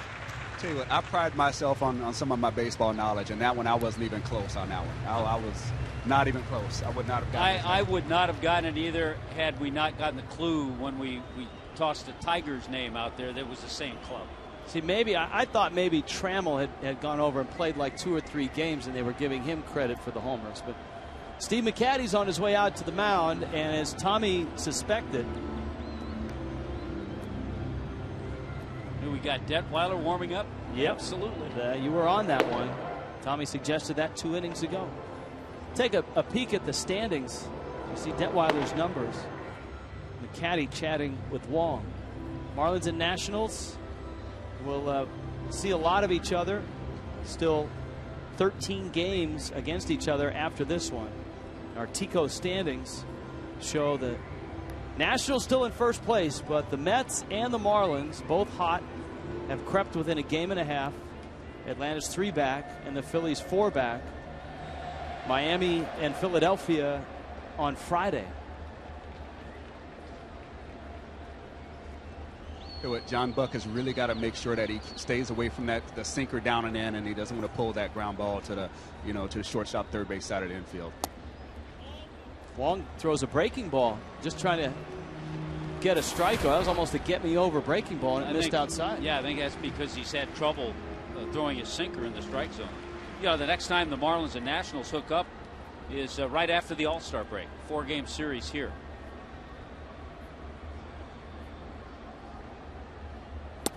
Tell you what, Marlins fans and National League East fans have to be really excited simply because there's so much good baseball in the division, and you get to see a lot of the good teams a lot this year. So yeah, Marlins fans have got to be excited to see this good baseball coming their way and the quality of teams in the division that they get to play a lot. And a lot of those teams the Marlins will see, as Tommy pointed out, after the All-Star break. The second half seems to be loaded with the National League East opponents. Here's the 1-1. He caught the corner with the breaking ball. Now it's 1-2. Well, maybe he caught the corner, or maybe he put it almost the exact same spot as ball one. You know, when you're going bad, and John Buck he's in a really rough stretch. Remember, he had a call last night on a pitch that was up, and it was a called strike. When you're not going well, those pitches are called strikes. When you're in a nice groove, you take that pitch and it's a ball. See what he gets, 1-2. Tell you what, that's such a true statement. It's whenever you're struggling, every borderline pitch goes against you. If you're hot and you're starting to get those blue pits, you take that pitch, it's a ball. So you just have to fight through it and make the mental adjustments to not get yourself out, so you lessen those chances to get the umpire involved in it. Well, that last pitch, Preston, was the one that you were worried about Buck rolling over on. He took it for ball 2, and here's the 2-2. Check swing roller to first. LaRoche is going to go to the bag and get the out. And for the Marlins, that ends up being not such a bad deal that it wasn't a double play grounder. Both runners move up, and here comes Coghlan. Yeah, I mean, things could have been a whole lot worse there, but because it was rolled slowly, LaRoche, who's a good first baseman, knew there was a little speed going from first to second in Brian Peterson. Yeah, so he tried to go back in there with the sinker again, and usually when you got a sinker ball pitcher up there and you get men on first and second, they're trying to get that double play to help them get through the inning. And that's just kind of your mindset has to be push the ball away from you or get it up, because then the ball doesn't have as much action coming towards you, and it avoids you hitting into that easy double play. Infield back, 1 out. Coghlan takes slow and inside. Now, Rich, it's a must to get at least 1 run here. You'd love to get 2, but with the infield back and runners at second and third, you need to at least get 1 run. First base open with 1 out. Johnson on deck. Wong's 1-0. Coghlan fouls it off, 1-1. Well, now Coghlan has kind of got to do the opposite. He's got to look more towards the middle of the plate, because the fastball that's on the outside corner is going to run away, and that's where you get the blooper to left, or the short fly ball. He's got to bring the ball closer to him from the third base side of the plate towards the middle to get something more that he wants to drive. And right-handed pitchers hate throwing sliders to left-handed batters, so he's got a great chance to get more fastballs here. Got the fastball, lifts it to left. Lombardozzi to the line, and he makes a sliding, stumbling catch. Peterson hustling to third, and he gets there as Morrison comes across to score. Great piece of hitting, great base running. Heads up. Yeah, heads up on Peterson's part, because once he saw Lombardozzi kind of misplay that and stumble and slip and get on the ground, that's when he went back to tag up.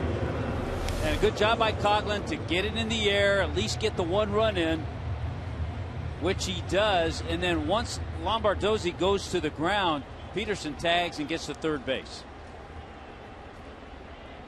Now Josh Johnson with 2 outs. Peterson at third. And JJ takes down low. Coghlan deserves some credit, because that was a similar pitch to the pitch that he struck out on earlier in the game, and he was able to make the adjustment, make the ball start a little more in the middle of the plate, and even though it ran towards the edge, he was still able to put it in play and get a sac fly out of it. JJ, little broken bat shot, ball. left field, Heavy ball. and it falls, and it's tied.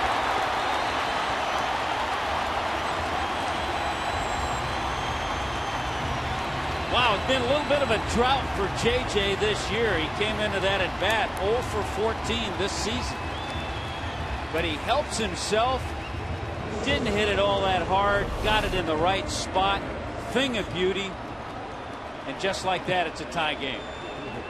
Guys, that has to be such a satisfying thing for JJ, because he knows how it is to give up a bloop single because he's given up a lot of them this year, with a missing location, and that was one of those where it worked out in his favor. Now Reyes swings and misses. Reyes has bounced back to the mound, hit a line drive to right. That liner to right in the second was the start of a double play because Bernardina, who was coming in on the ball, threw a perfect strike to nail Peterson at home plate for an inning-ending double play. The knees. 0-2. The other thing that's nice is that the Marlins answered back the Nationals with their 2 runs in the top half, and the Marlins have come right back here in the bottom half to answer.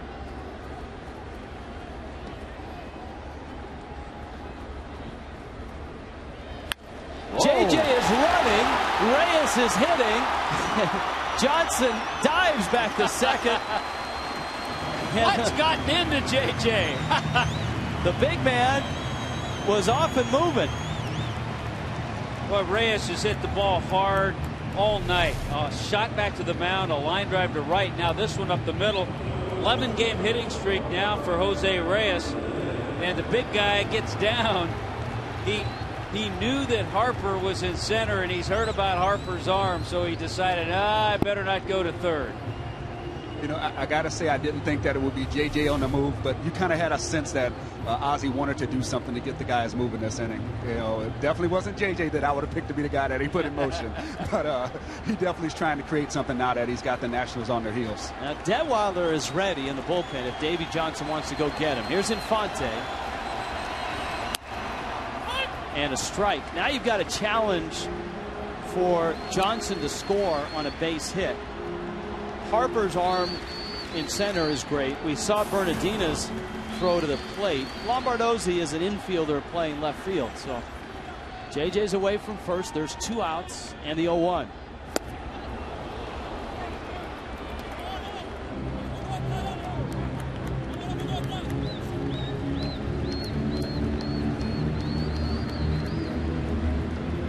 Three game.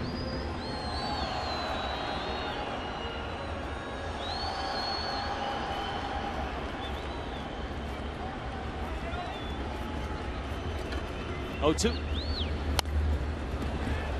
Infante stays alive. Infante had a bloop double back in the first and then struck out in the third. I'll tell you, sometimes you get into these games and sometimes you're just that guy. And tonight, Infante's been that guy that Chin-Man Wang has thrown a good slider to. He's been inconsistent to almost everyone else throwing a slider, but he's had a very good one against Infante all night. So you hate to be that guy. And sometimes it's like that. Guy can't throw a strike with his breaking ball to anybody else, and you get up there and he throws you 3, dime sliders that you can't pick up the rotation, and it's just off the corner, and it's only you. Everybody else is going, man, he's just rolling them up there, and you're like, well, not against me. It's the Fox tracks against that guy, Omar Infante. 13 doubles now for Infante. Been in the top 10 slugging percentage throughout the year. And there's that dime slider. There's that slider again. To that guy. Infante strikes out. Marlins, though, get a pair of runs and tie this game at 3 apiece.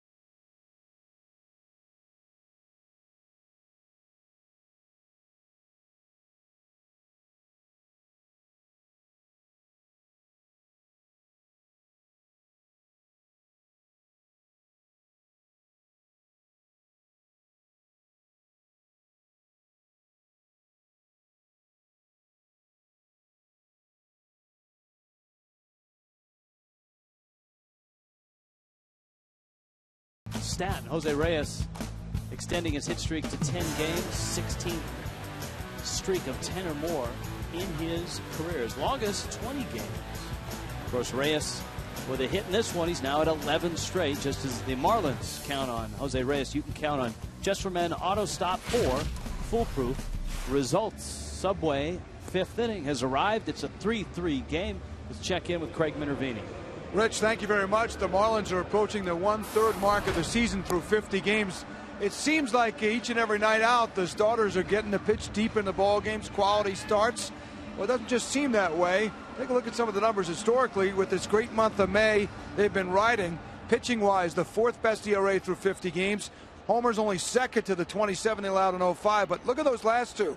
Starters ERA, never better through 50 games. Quality starts, 35, the best they've ever performed so far, 2012.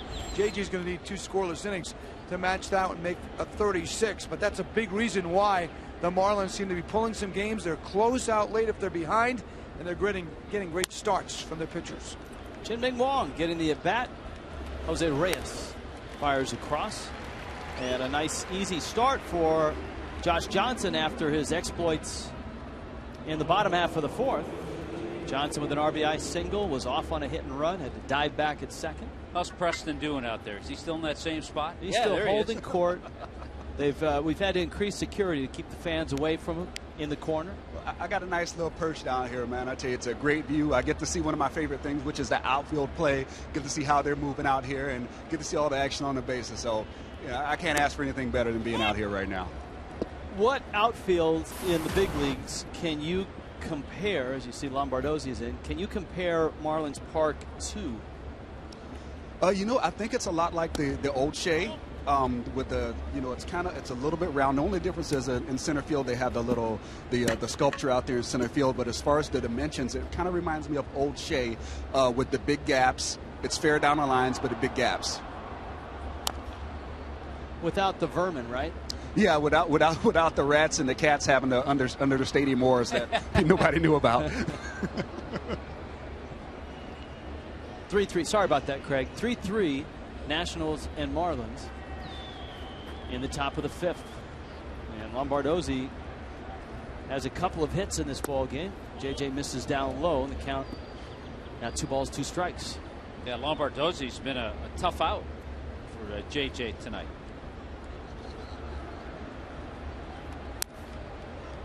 He's got a .387 on base percentage, so it tells you that he's a pretty scrappy batter, and he doesn't give away many at bats. So he's going to battle you, and that's what we're seeing. I mean, he spoils tough pitches. He lays off the obvious balls, and he just tries to put the ball in play to get himself a hit, get on base for the club. He plays against righties. He doesn't get a whole lot of time against lefties. Other side of the plate, he is just 2 for 18, but he's 358 from this side of the plate. Well, and you think about it, if Michael Morse, Jason Worth were in the lineup, Lombardozzi would be coming off their bench. He wouldn't be playing. Infante picks it up, fires to first in time, and that's one of the stories of the Nationals. They have had a lot of injuries to deal with. A player in his situation, though, he doesn't get a chance to play every day, but when he gets a chance, he makes himself valuable.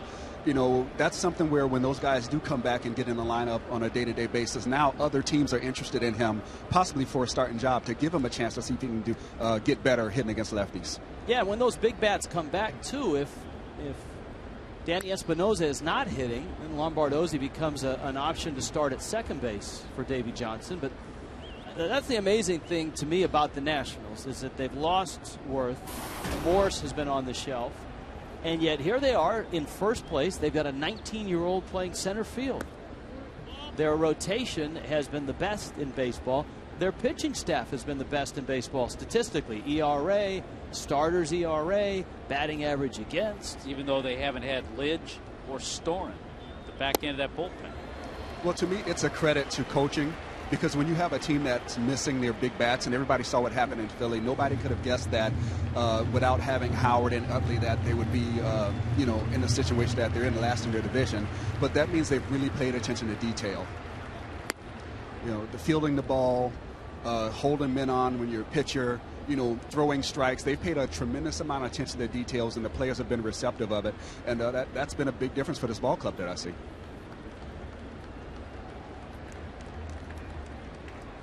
2-2. Slider.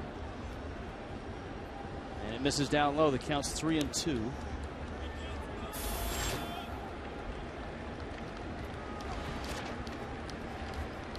Bryce Harper in the 2 spot. And he went after another breaking ball. Harper has hit a couple of line drive outs. His hit streak sits at 9 straight. Reyes has extended his to 11 straight. It's a 3-3 game in the top of the 5th. Josh Johnson elevates the fastball at 95 miles an hour. And as Preston's pointed out, Tommy, you've seen it as well, JJ's been able to ramp it up a few times in this ball game. Yeah, we've seen a few 95s, as we did in his last outing as well. Saw some in Cleveland, too.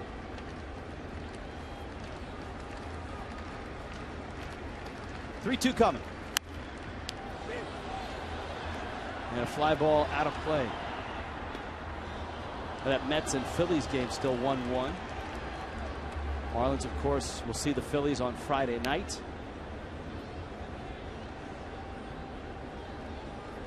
An 8-pitch at bat so far for Bryce Harper. We got the matchups for that Phillies series. It opens with Kyle Kendrick and Mark Burley.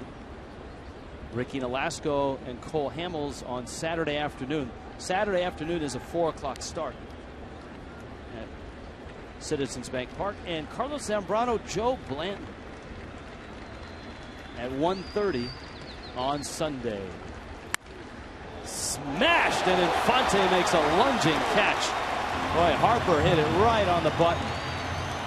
And JJ has his first 1-2-3 inning of the ball game. 3-3 in Miami, going to the bottom of the 5th.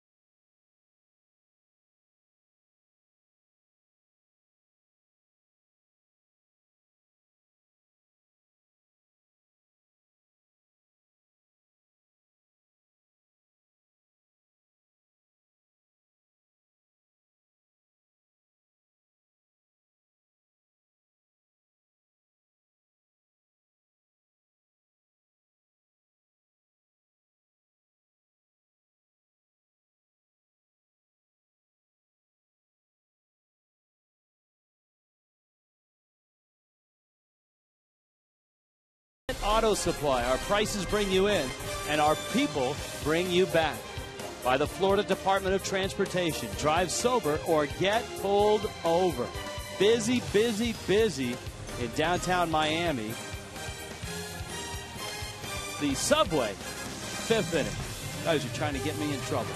Chien-Ming Wang to the plate. Hanley Ramirez looks at a strike, and it's 0-1. All of a sudden, after those good sliders to that guy, Omar Infante, he starts Hanley out with a pretty good slider. Boy, and you saw Ross Detweiler get up in that 4th inning, and it almost felt like Wang was a pitch away from coming out. Hanley rifles one into the corner. Detweiler's going to get up again, too, I'll bet. Hanley Ramirez, his 13th double of the season. and his 7th hit of this series. Hanley is 7 for 9 in this series, and it's not going to take Detweiler very long because I'm sure last inning he was ready to go. That's a pitch we've seen Hanley adjust to in this series. That pitch that's in, he's quicker to it. The little leg lift isn't as high, the tap is softer, and he gets to that ball a lot better. Giancarlo Stanton, RBI single and a strikeout. Foul back and out of play. Preston, you talked about it on Marlins Live. Hanley's swing, his hands getting through the zone a lot quicker as well. Well, now he's not falling forward like he was to the pitcher before, and now his hands are able to get to that ball inside. Before, his body was blocking him from getting to that pitch. Swing and a miss. And now his body isn't getting quite out far as front, so now his hands should clear that area, get to the zone, and now the barrel can get to the front part of the zone. You know, we know he's got the ability, and we know we've seen him hit the hanging breaking ball a long ways, but now the last key to him is being able to hit that good fastball middle in, and he's starting to do that now because his body's not in the way as much as it was. Wong trying to get Stanton to chase a breaking ball. And guys, here's Stanton back in the spot he was in the first inning. Instead of a tape measure shot, the Marlins just need a line drive somewhere. Stanton delivered Hanley after Infante after he doubled in the first. Now he's trying to deliver Hanley Ramirez. And Wong buries that slider away. Stanton caught chasing in the third inning for a strikeout.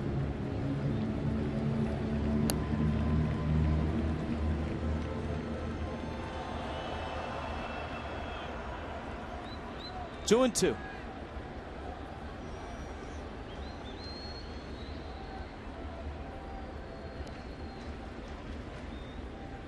Wong checks. Oh, it hits Stanton. And here comes Morrison. I'm not sure he's going to face Wong with Detweiler ready. Stanton goes down to first base. Morrison comes to the plate, and here comes Davey Johnson. Yeah, that's going to be all for Wong. Fortunately for the Marlins, that ball, didn't do any damage, but you could see what Chin-Min Wong was trying to do right there. He went away early with the slider, and he was going back in for a ball with that fastball, and he was going to try to finish him off with the slider. Unfortunately, he got hit. Well, the ball is badly bruised, apparently. Wong is on his way out. Stanton's okay. Hanley's at second. Marlins have something going, but here comes Ross Detweiler out of the Nationals bullpen.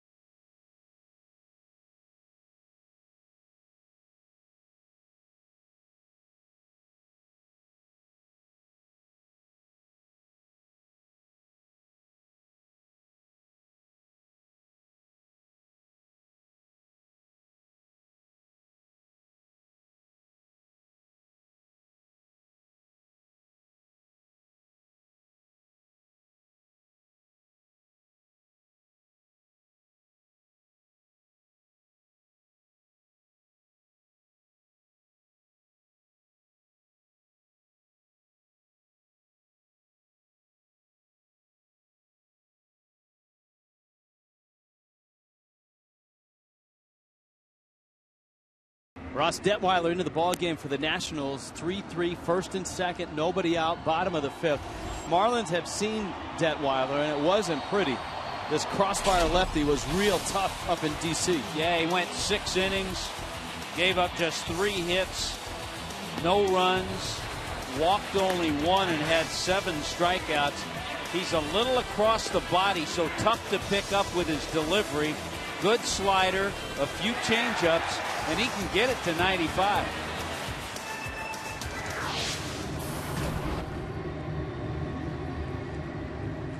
So Detweiler is in. Now the Marlins lineup, especially with Gabby Sanchez being down and Austin Kearns on the disabled list, is a little left-handed heavy.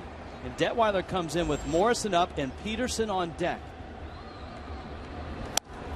And Morrison takes a pitch right on the outside corner, 94 miles an hour. He throws hard, does this Ross Detweiler. Yeah, real tough, I think, for a left-handed batter to pick up.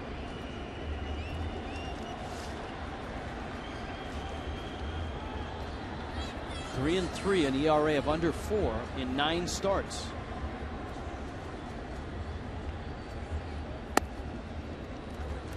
Most ball clubs would bend over backwards to have a guy like this in their rotation. The Nationals are so deep in their rotation that Chien-Ming Wang comes in and Detweiler is banished to the bullpen.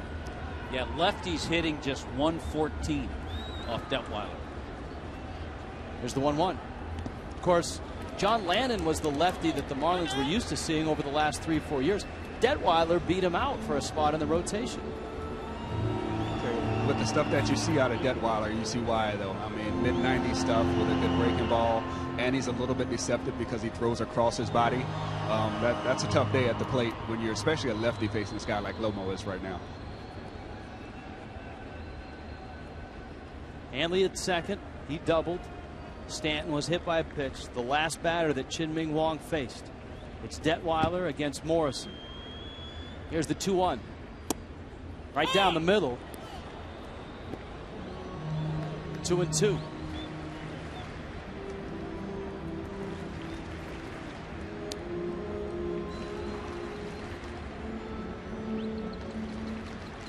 Josh Johnson started the night facing Chien-Ming Wang. Ross Detweiler is in.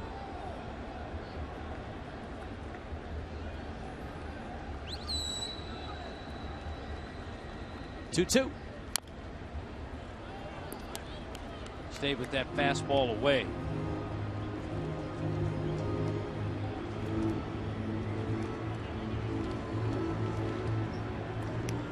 Marlins have won the first 2 games of this 3-game series.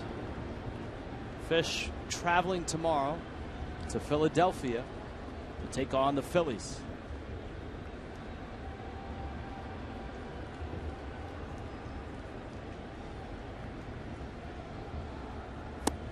And he got him. Morrison goes down swinging. And it's Peterson now who comes up. Lefty on lefty action still. Speaking of action, Tommy, FedEx Coors Light Marlins watch party is coming up on Friday. Marlins will be up in Philly. And you can be at Sports Zone 84 Bar and Grill in Fort Lauderdale. Marlins Philly 705 prizes. Meet Billy, the energy team. Take advantage of great Coors Light specials. Sports Zone 84 Bar and Grill in Fort Lauderdale.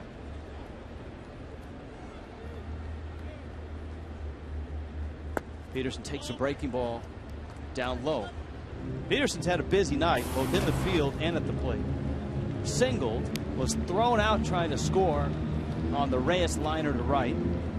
Walked, had a tag play where he went from second to third and ended up scoring on the Josh Johnson single.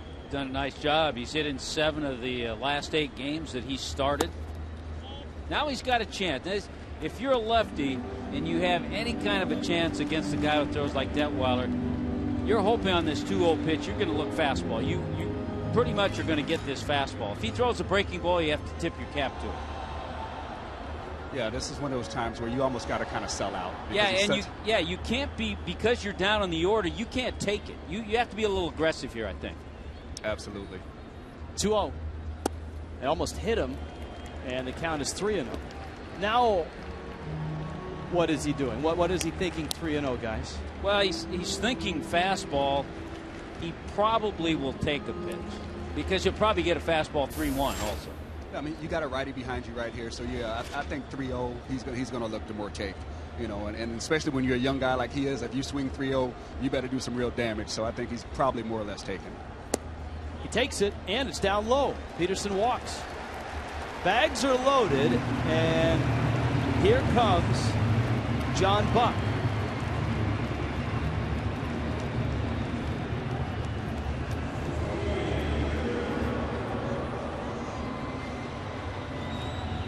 So the bases are filled with Marlins.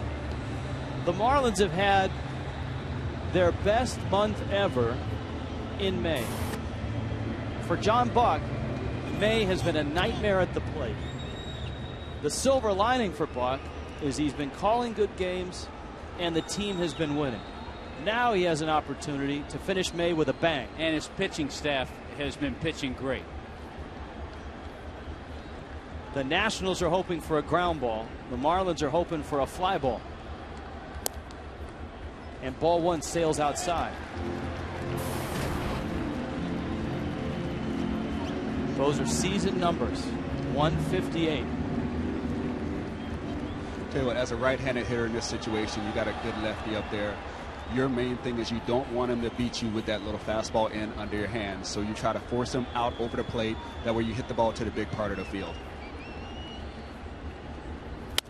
Buck, a ground ball, diving stop Zimmerman, and it's safe at second.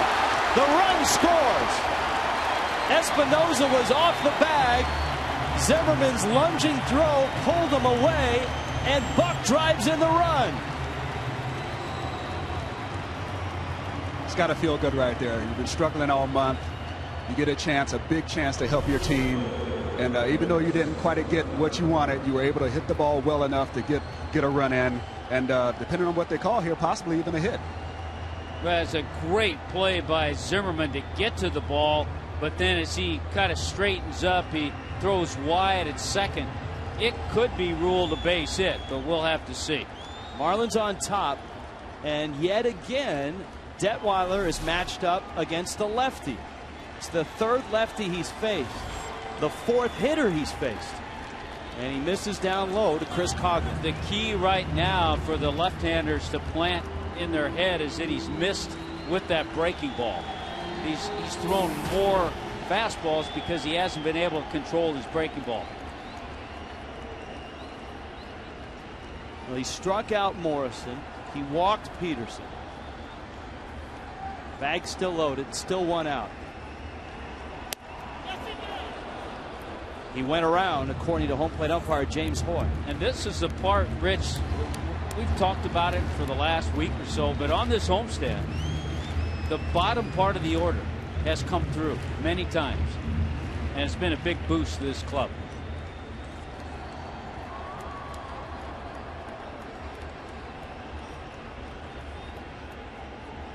One. Ground ball up the middle. Desmond has it, steps on the bag, and gets the out. The Marlins do get a run and reclaim the lead against the Nationals.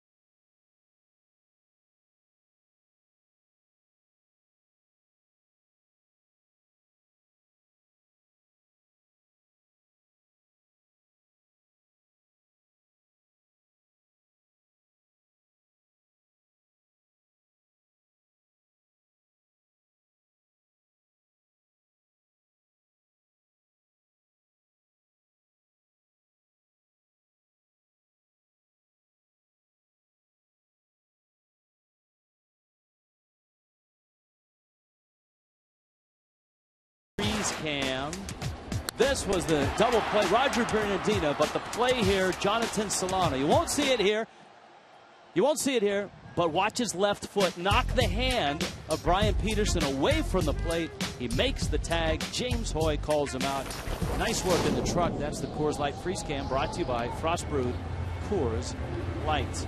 John Buck gets an infield single and an RBI on that ground ball to the left of Ryan Zimmerman. I think that's a nice change, because you have to ask yourself, if Zimmerman, who made a great play to stab the ball, couldn't throw the runner out at second, how could he have made a play to first? So change to a base hit, infield base hit, good change. Yeah, see, now they're chatting about it right now. Zim says, hey, you know, they gave me an error on that initially. And Buck said, well, I'm glad to take that error off your hands, because I need the hit a lot more than your fielding percentage. Yeah, then you need points. an error charged to you. Here's the pitch. Zimmerman takes a strike.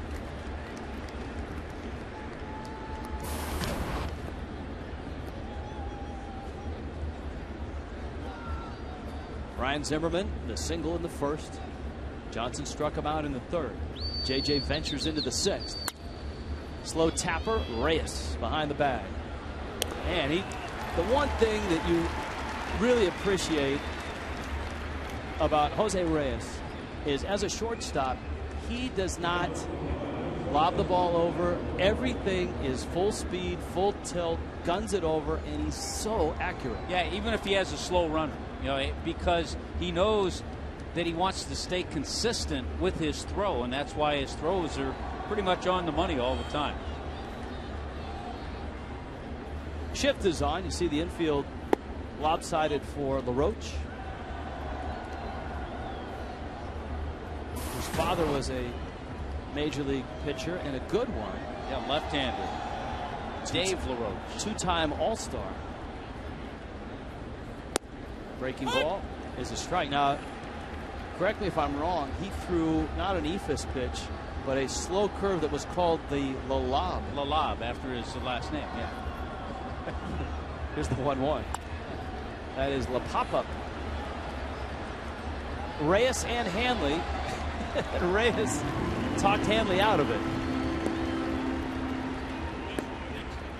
Hanley said, hey, look, I was the shortstop on that play.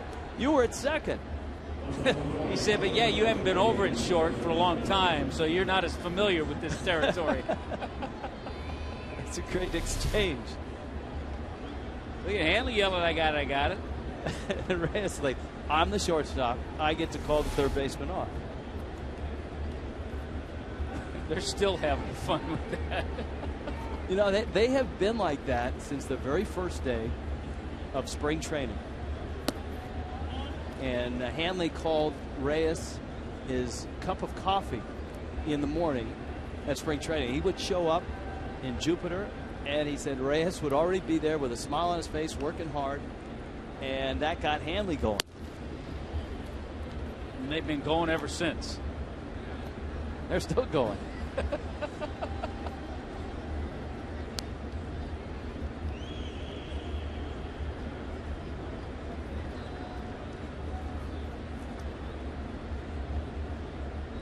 Here's the 2-0 pitch. It's great to see.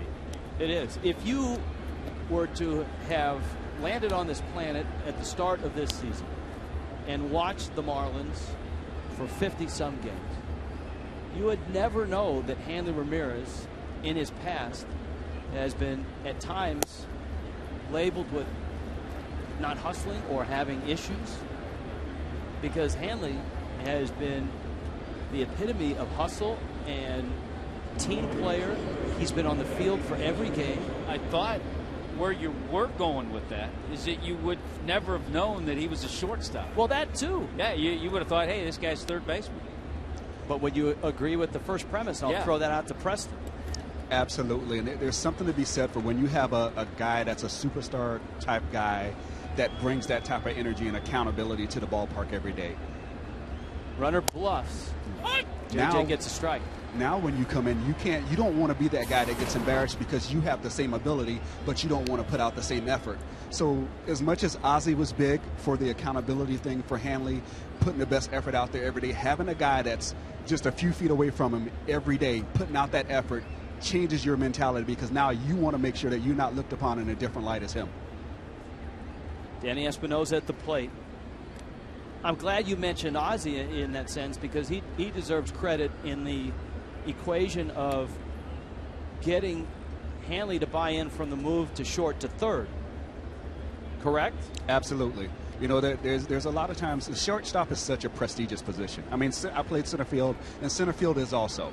But when you ask a guy to move from a prestigious position like shortstop, it really takes a lot. And Ozzie deserves a lot of credit by convincing him that it's going to be better for the ball club. And I don't think Hanley realizes it yet. But the one thing it's going to do, it's going to extend Hanley's career because it's going to be so much less wear and tear on his body at third base as opposed to playing shortstop every day. You know, the other thing I just thought of, if you were in a spaceship and you landed just for this season, your spaceship might look like this ballpark. Pretty cool. I tell you what, you wouldn't know that Hanley had never played third base before on a consistent basis either. That's exactly right. Because I look at him now, and he's fundamentally sound. He does a lot of things right. Even the bare hand ball coming up the third base line, which is so hard for some guys, he's managed to make the adjustment to make that a play routinely also. 0-2 coming.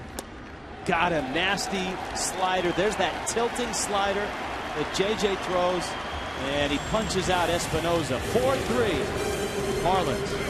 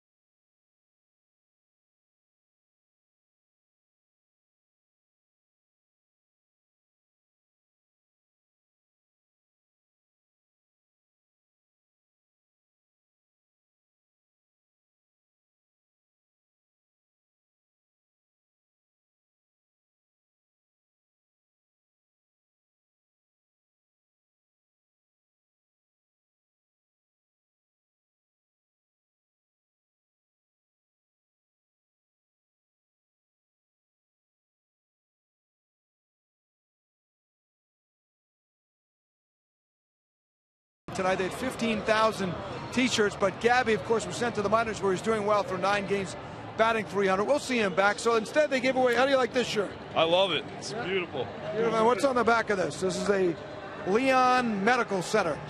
Okay, would you rather have Gabby or the Leon Medical Center in the back? Probably Gabby. All right, but you understand. Gabby's not here right now. This is not the first time. Let's sit down so we don't get anybody in the way. This is not the first time the Marlins have had this happen. Happens with other teams too. Matt Manti was a very, very popular young closer for the Marlins back in the late 90s. They had pin night prior. I think it might have been even the same day that he was traded. Then they had Ryan Dempster bobblehead night, but they traded him in 2002. So the Marlins did a wise thing. They saved those 10,000 bobbleheads for the next season when he came back with the Reds. Problem was, Ryan was on an injury rehab assignment and was not with the Reds for their trip to the old stadium. They gave away the bobbleheads anyway. Guys, we look forward to Gabby coming back and the T-shirts too. All right, thank you, Greg. Donnie Murphy at the plate, which signals the end of Josh Johnson's night. JJ right now. They've been talking for quite a while. JJ was in 97 pitches. Murphy lifts a fly ball to center. Harper went back, now comes in and makes the catch. You know, JJ deserves a lot of credit. He battled tonight.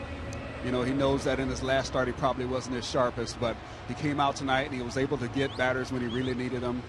Gave up a few hard hit balls early, but after that he kind of settled down and was able to manage the innings. And he's in line for the win if the Marlins bullpen can get through the next 3 innings without giving up the lead. Reyes flies that one foul. There's the line for Josh Johnson. 6 innings, 3 runs, a walk, and 5 strikeouts. By the way, that's the most talkative you're ever going to see Josh Johnson to not only John Buck but also Randy St. Clair. They've been carrying on that conversation the entire inning. Into center field, Reyes has his 2nd hit of the ball game. 2 for 4. His hit streak is at 11 games. His average climbs higher now, and the batting champ of last year is getting closer and closer up towards 300. Yeah, and on base a couple of times. That on base percentage around 350 now with his 2 hits tonight. You can just see the confidence in Reyes growing. Like in the past couple of weeks, you can just see that every time he's in the box now, he feels like he's so much more in control of the at-bats. He's pretty much dictating how the at-bats goes, as opposed to the first month or so where he was kind of on his heels and in between on a lot of pitches. Now Infante, who is happy he doesn't have to face Chin-Ming Wong, fouls it off. Infante did get a bloop double. That was in the first, but then he struck out twice in the 3rd and in the 4th. He had trouble with that Wong slider. Yeah, he's definitely not upset to see Wong out of the game.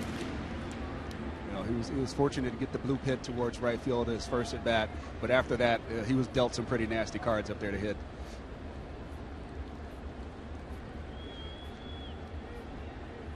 Detweiler a long wait and a throw over to first.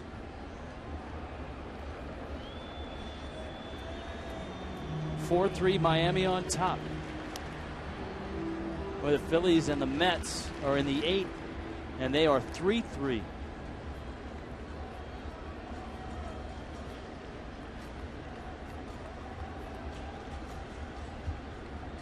Detweiler steps off. Yeah, he stepped off because he wanted to stop Jose Reyes. Reyes just kept inching and inching and inching his lead.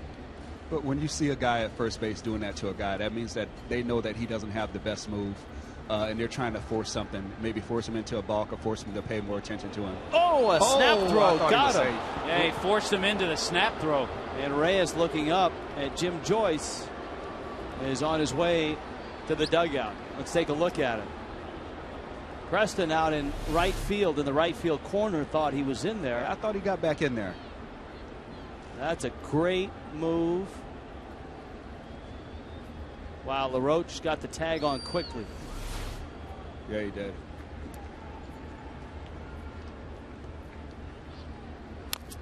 And Infante fouls it off.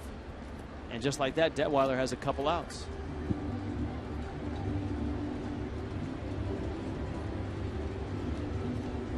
Edward Mujica in the bullpen.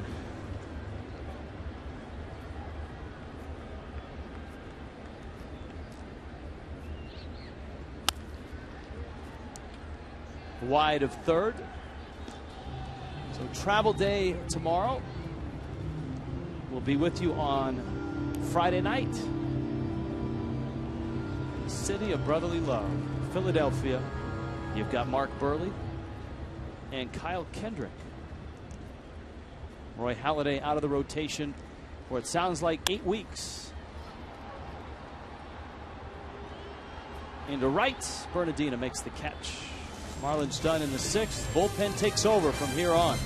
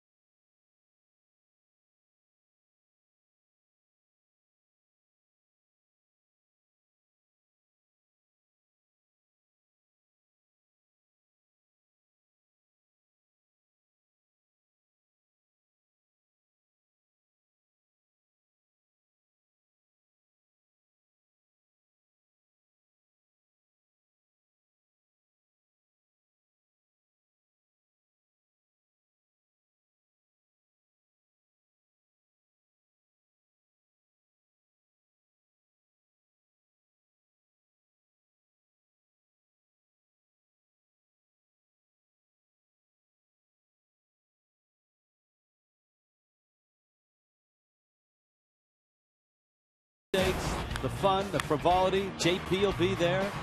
Jimmy Rollins. Doc won't be there. But the rest of that Philly staff will be, and Chooch will be swinging for the fences. Marlins and Phillies, 3-game trip. Make sure you're with us. Allison Williams getting her first face full of green fuzz. I think Frank Fort will be making the trip with us up to Philadelphia. I doubt that the Fanatic will have the same greeting for Frank Fort as he did for Allison Williams. That's just my instincts. The Fanatic will go after Frank's hair. He will mess the hair up, the towel on the head routine.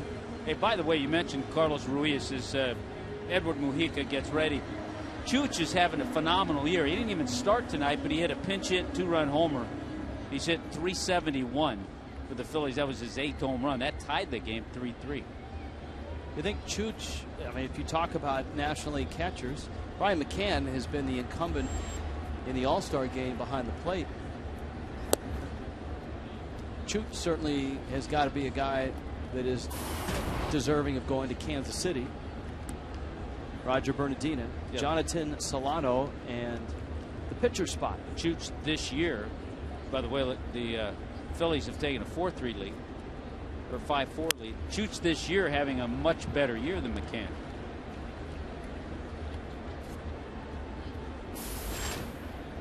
Ryan Perry, Tom Gorzolani, Nationals pen. 4-3 Fish in the 7th. 24,224. Your attendance tonight. There's the bunt. Buck bare hand, steps out, fires. That's a heck of a play. At his feet was the bat of Roger Bernardina. He had to pick his way through the bat, concentrate, barehanded, and throw him out. And then he stepped a little bit on the inside part of the infield so he could get a good angle. Certainly doesn't want to hit Bernardina, who was going up the line pretty much in that 45-foot box, but a good play. Bare hand, then he sets, and a strong throw. Bernardina was flying up the line, too. Jonathan Solano. The Nationals are banged up behind the plate with Wilson Ramos out for the year with a knee injury. Jesus Flores, a hamstring issue. Strike to Solano. Solano last night making his major league debut, doubling in his first AB. Liner to right. Giancarlo is there. Stanton makes the catch. 2 outs. Corey Brown coming to the plate. Brown, the Tampa product, got a start in last night's ball game. Delivered a squeeze bunt, driving in a run. Nicely executed. That was last night, middle of the game against Anibal Sanchez. Yeah, another reason that was a little surprise and nicely executed because he's a rookie, because he hasn't been here that long. When you're a manager and you put that squeeze on, you want to make sure everybody involved gets the sign. And so sometimes in the case of a rookie, Davey Johnson could have said, I've forgotten what pitch, it might have been the first pitch, first or second pitch. Sometimes the manager will just say, hey, if the first pitch is the ball, second pitch, you're squeezed. So eliminate any signs, and then the third base coach to let the runner know.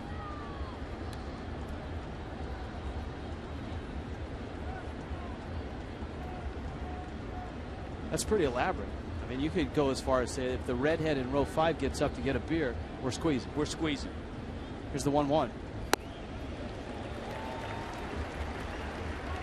If the fat guy behind the dugout scratches his nose, double steal. If the sign guy behind the Marlins dugout holds up squeeze, it's on. It's on. So 1-2 to Brown. Swing and a miss. Mujica. A very uneventful 1-2-3. 7th inning. 7th inning stretch in Miami. 4-3 Fish.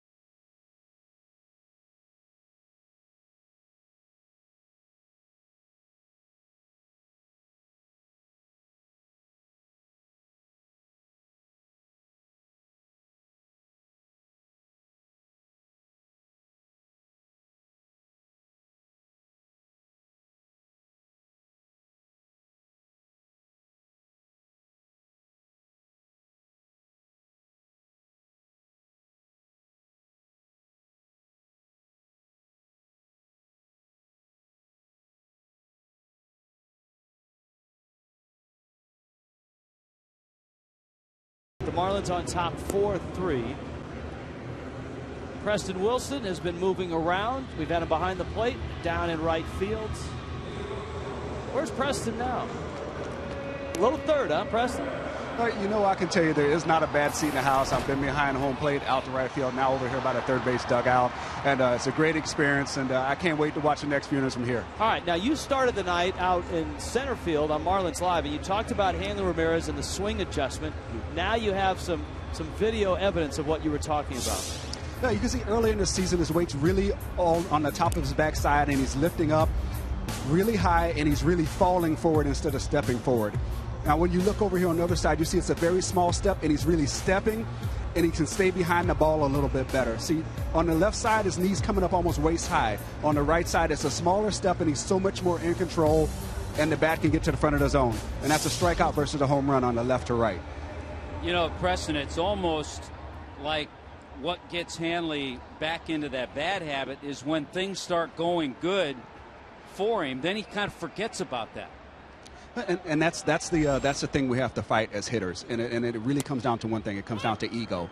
You can't try to go from being good to wanting to do great. Great is being good for a long time. So when he's in a place where he's doing good, he just needs to stay there and focus on that and try to maintain it and not try to do even better than he's doing.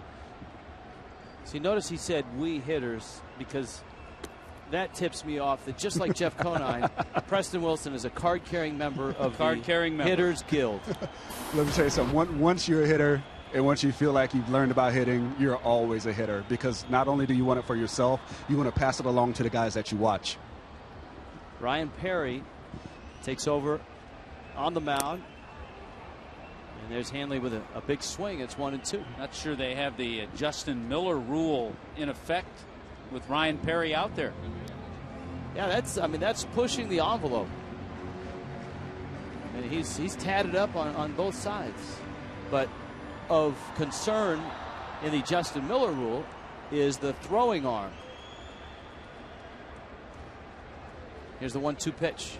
Hanley takes down low. Craig, you've got more on this? Yeah, I talked to, Steve Ripley is here quite a bit. There's always an umpire executive. I talked to him about a week or two ago about this rule, and he said they've basically adjusted the rule. He told me that now if the umpire thinks it's a distraction, then he will report that to the league, and the Players Association will come up with some kind of solution. No longer like it was with Justin Miller, where you had to cover the arms completely and couldn't have any of those tattoos showing on your arm. If it's an issue, it'll be dealt with at a later point. But right now, Major League Baseball is getting a little hip, I guess, here in 2012. That's right, Craig, because they've adjusted the rule because more guys are tatted up. Yeah. You wonder if Justin Miller has received that memo. if he's still got his sleeve wherever he might be pitching. We're efforting to find out where that is. Into left field. Hanley Ramirez is just on fire. Relaxed, stroking the ball. You choose the word. He is 3 for 4 in this ball game, has 8 hits in this series. 8 for 10 in the series. The same approach, the quiet and not so high lift of the leg. He stays back, and everything he hits, pretty much he's been hitting hard. Well, it's a simplified approach, and now he doesn't have to work as hard to get the ball into the zone and to keep it through the zone. Now the other stuff is happening quicker, so it's a much more relaxed swing that you're seeing from Hanley. Stanton now. Hanley's hit .322 now for the month of May. And the key to that wasn't so much the ball that he got the hit on, it's the pitches that he laid off coming up to that pitch that allowed him to get that swing off.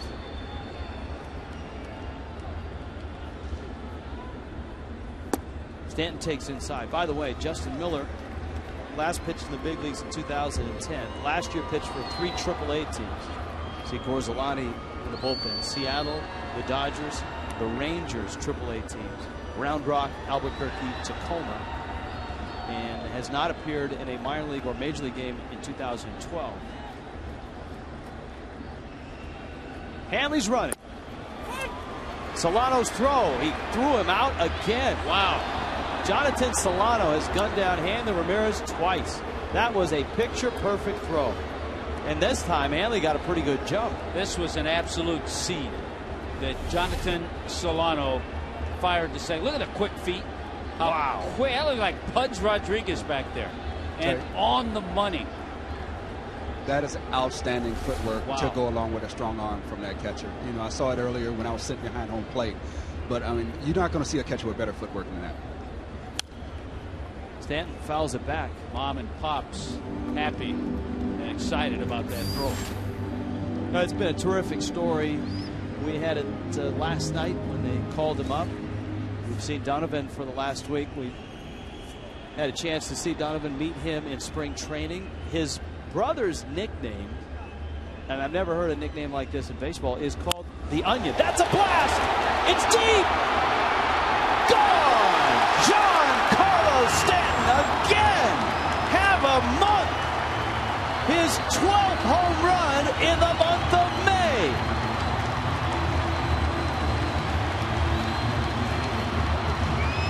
Can you give me a player of the month? Wow. Like Perry tried that breaking ball and just hung it middle of the plate. And when you're locked in the way Giancarlo's been locked in, that ball gets out of here in a hurry. Tell you what, Giancarlo Stanton has such unique power that even when he doesn't hit it perfect, the ball still goes out of the ballpark. And even when he doesn't get it exactly how he wants to, it still has a great sound. That ball left here in a hurry.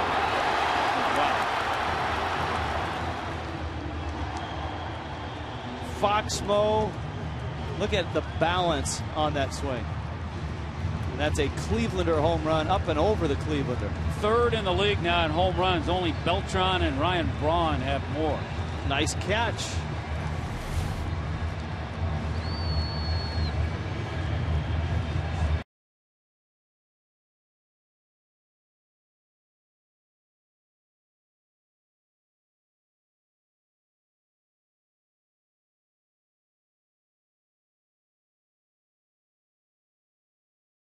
(17). Stanton is running out of days. He's not going to get there. Davey Johnson's come out and he has lifted Ryan Perry. Tom Gorzolani is warming up. Well, he has the left-handers coming up with Logan Morrison, Peterson, Buck in between, and then Chris Coghlan. So Gorzolani's been very versatile out of their bullpen, and the thing that Davey Johnson has now with Detweiler down there, he has a couple of left-handers that can give him 2 or 3 innings, and then he has the really nice matchup lefty in Sean Burnett. So good makeup down in that bullpen. You know, guys, sometimes it's hard to play coulda, woulda, shoulda, but when you got a guy swinging the bat as well as Stanton swings the bat, and you saw Hanley get thrown out earlier in the game by Solano, you know, it kind of makes you a little leery to try to steal again in that situation. And, you know, who knows what would have happened. Maybe they wouldn't have thrown the same pitch sequence to Stanton. But me, personally, I would have rather hold off until the guy after Stanton hits than to, you know, maybe run right there in that situation, especially when the catcher's proven that he's throwing as well as he is tonight. Who's that good-looking guy on the right there? Oh, that's a younger former version of myself. You're still, with that tie and that suit, you're still good looking there. But he's pushing you out of the record books. Right. If anybody's going to move me out, I'm glad it's going to be him. I'll gladly go a little bit further down the list for him.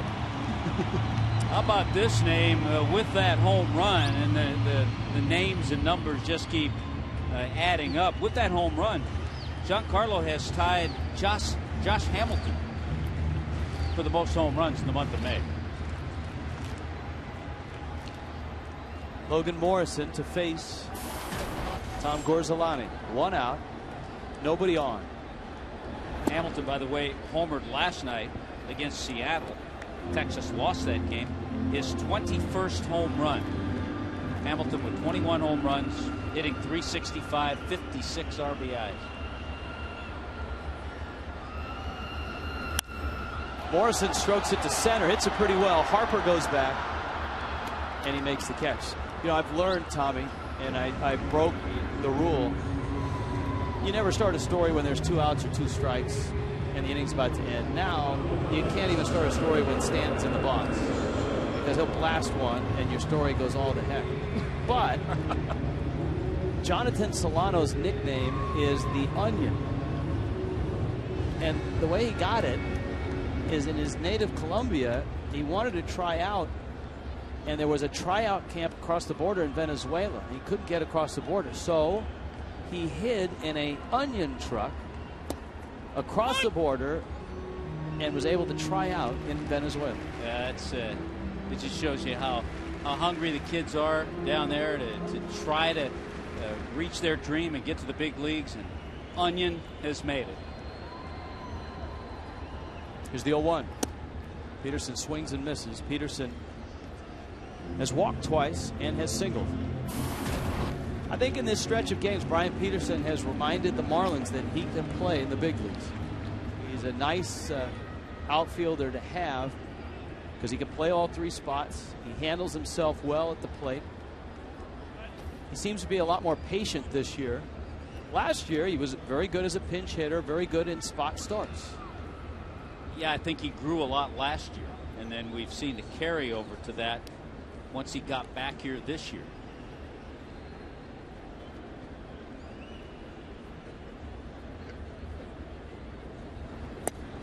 Breaking ball. Struck him out. Down goes Peterson. Up go the Marlins. Another run. Another homer. Giancarlo Stanton. 13th of the season.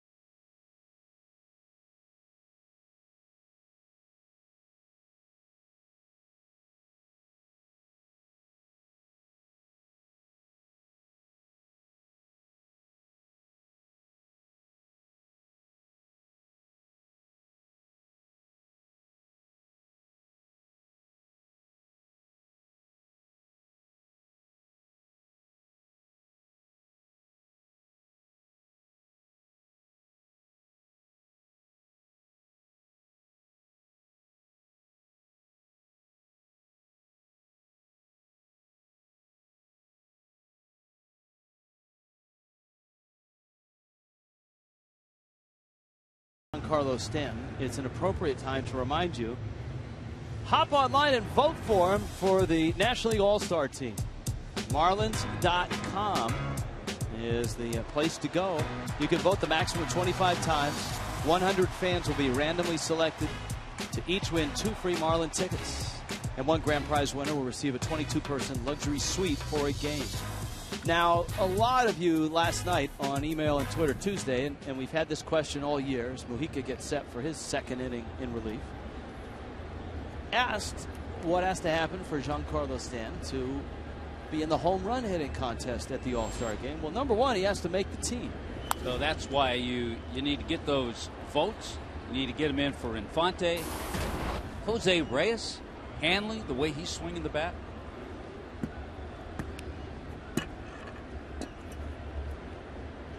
Steve Lombardozzi, a couple of singles, and has bounced out. Fly ball left. Coghlan back now in and makes the catch. Well, Mujica right now is just pounding the strike zone and saying, go ahead, try to put it in play. He's got an extra run to play with out there. Here comes Bryce Harper. He's just confident and relaxed after doing our lineups tonight. Oh, outstanding job. That's the second time this year. He's done a great job. And he's had new nicknames for players each time through. Will we replay that on Marlins Live or possibly put it online for fans that missed it? Breaking ball taken for a strike. It's 0-1. Might we put it online with the adventures of Lil Jose?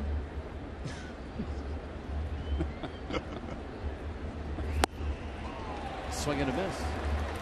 Boy, has that nice equalizer, that splitter, the changeup to lefties. Saw how he fooled Harper. Harper's hit a couple of balls hard tonight. The left center and that one to second base. He very easily could have 2 hits tonight as well as he swung the bat. Crack staff has said yes, they will effort to put Mojica's lineup sequence along with the ride around the park with Lil Jose online. Lil Jose has a sweet ride too. Lil Jose's got a Twitter handle and he's gaining followers. Lil_Jose 7. I have a feeling he'll be making the trip to Philadelphia. Love that guy. Look at, he's leaning into the turn. 1-2 to Bryce Harper. It's our first look at Bryce Harper, Preston and Tommy. The bat speed has been impressive. What have you guys been impressed by? Go ahead, Tommy. No, you go first, Preston. Well, to me, I like looking at the player as a whole, and I know everybody gets enamored with his ability at the plate, the power that he has, and bat speed that you mentioned. But to me, he does everything with effort, not meaning that he's trying too hard, but he cares about outfield. He cares about being a good base runner. And that, to me, sets you up for the ability to have success in a lot of areas and not just as a hitter. So I'm impressed with the fact that as young as he is, he cares about the little things that are considered the want-to parts of the game. Well, you read about him and you read that he has a great knowledge of the history of the game. So he respects the game. He plays it hard, just as he did there, trying to head first slide and beat that chopper out. We've seen the bat speed. We've seen the throwing arm. So he's a complete package. We've heard some of the old school players who are now scouts or managers or coaches around the game talk about how he reminds them of a young Pete Rose with the way he plays the game, which is refreshing because I have not heard that comparison for a player, I don't know, ever. Have you guys? That's pretty lofty praise, to be considered in that mention with Pete Rose, because he was somebody who never let up. He never took an inning off. He never took an at-bat off. So to be put in the same phrase with him is a very high praise. Ryan Zimmerman at the plate. He is 1 for 3. Mojica has 2 outs here. He got 3 outs in the 7th. He's retired all 5 that he's faced. And he's protecting right now a 2-run Miami lead.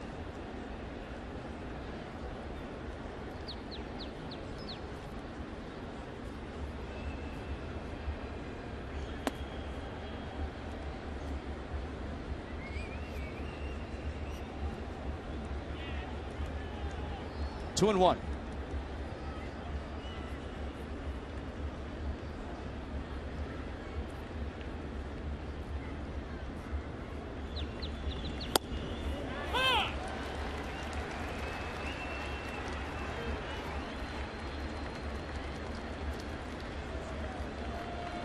Boy, Mojica has mixed it up really well tonight. That last pitch, a good fastball.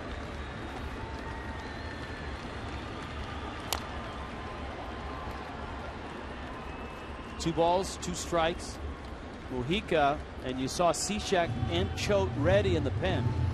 If Mojica can deliver the game to the 9th to Bell, the Marlins will have kept Cishek and Choate down there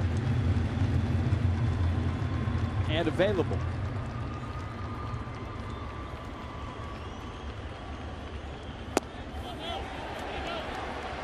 No swing.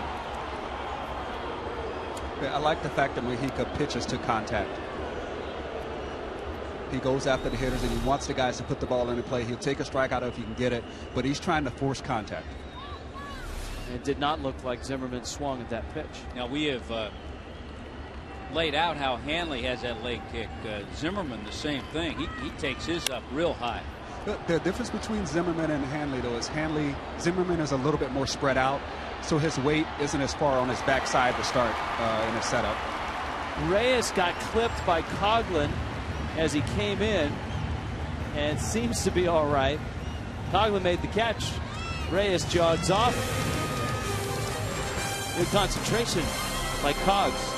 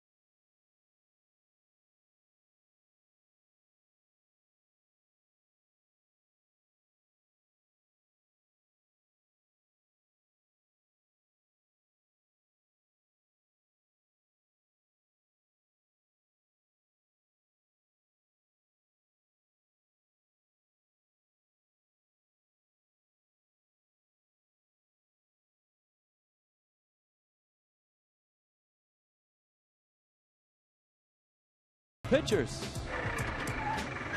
Mark Burley, Kyle Kendrick, Marlins and Phillies. Our Chevron starting matchup that is Friday night.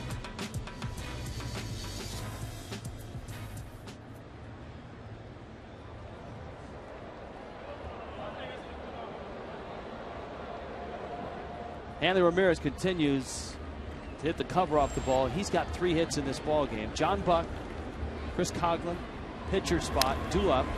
Tom Gorzolani delivering. When we were in San Francisco and it was a Ricky Nolasco Matt Cain matchup, remember we ran the numbers with help from our friends at Stats as Heath Bell warms up on pitchers that had the best percentage of holding a lead.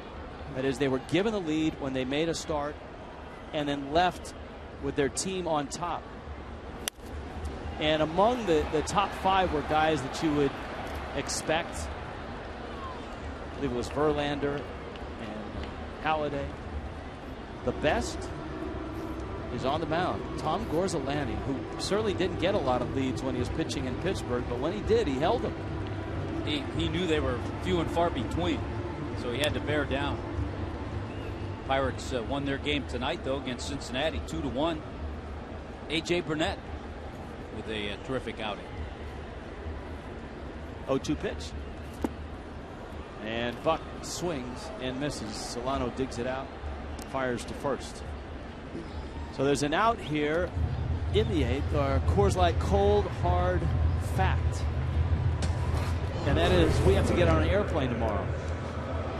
And Nationals Marlins. Miami leads the all-time series against the Nationals. The Nationals winning 5 of the last 8 meetings. But the Marlins with a chance to sweep here. No, you mentioned the Marlins 11-7 against the Nats last year. A lot of those wins came early.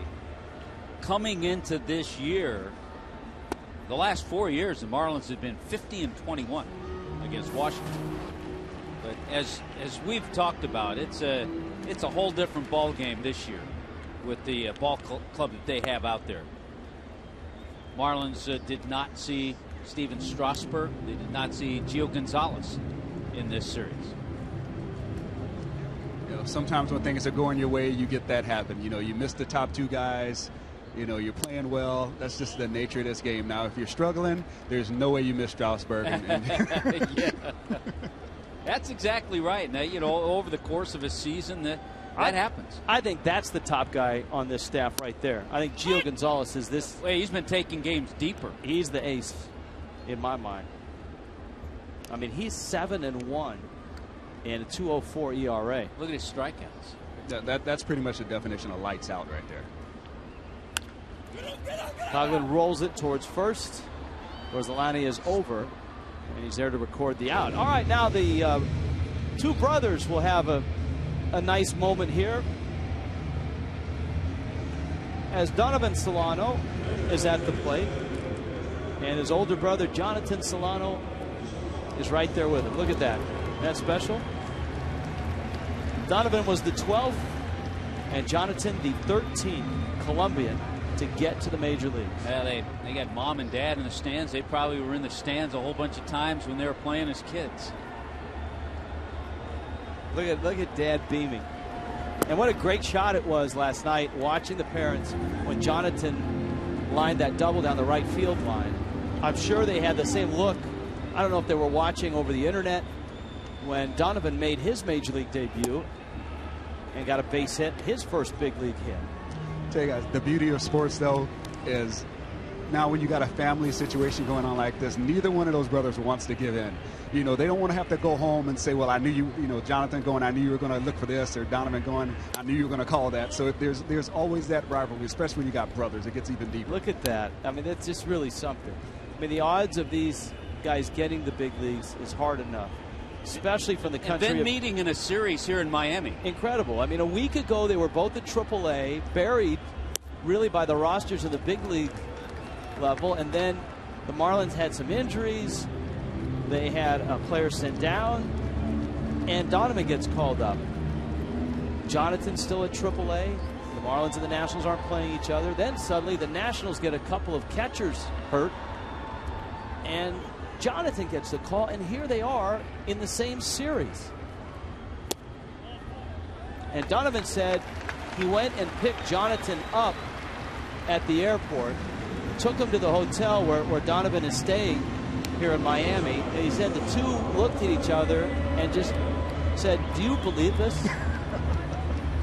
And he said that there was a lot of hugs, and yes, there were some tears. That's pretty awesome. That's a great story. Now, they may not be in the big leagues for a long time, but I'll tell you what, both of them have shown just in a little snapshot that they can play at this level. Hey, Donovan went out and played left field in a start, a position he played a couple of innings in the minor leagues. And Jonathan, as we've seen tonight, and as Preston has pointed out, has been very impressive with his footwork behind the plate. He's thrown out Hanley twice. So, Preston, they look like they belong here. Oh, absolutely. You know, I look at the plate presence of the brother that's playing with Miami, and then I look at the Jonathan behind the plate. It just looks like they believe that they belong here, and they believe in their talent, and they know what they have to do to get whatever the task is at hand done. I'm having fun watching them. I saw the other game with the near assist from left field, and I mean, great footwork, good hands, got rid of the ball quickly, threw the ball accurately to second base. Unfortunately, we didn't get the tag on the guy, but I mean, I'm seeing a lot of good things from these brothers. The last set of brothers to make their major league debut in the same month were Vladimir and Wilton Guerrero in '96. Reyes deep in the hole, out at second. Close play.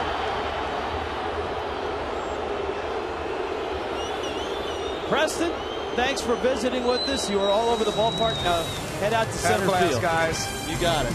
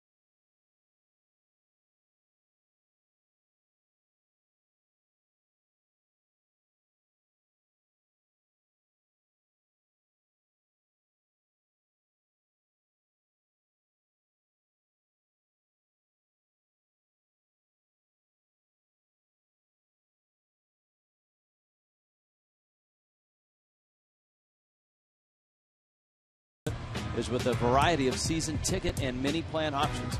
You can save money off the box office prices, enjoy all the benefits of being a Marlins season ticket holder. Pick up your plan today.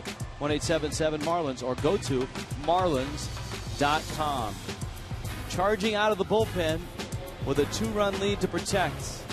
Heath Bell has arrived. Edward Mujica did his part. 2 perfect innings. And Bell arrives right at the 4th spot of the order. Adam LaRoche, Ian Desmond, and Danny Espinoza. Certainly the last few times we've seen him, a very different Heath Bell for the Marlins. I think if you just think about the last 2 times that he's gone out there, he's given up just a 1-base hit. He's had 4 strikeouts, no walks.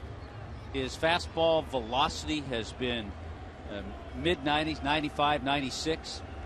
He's had a little better command of his breaking ball. He threw a changeup or 2 last night. And he's done that.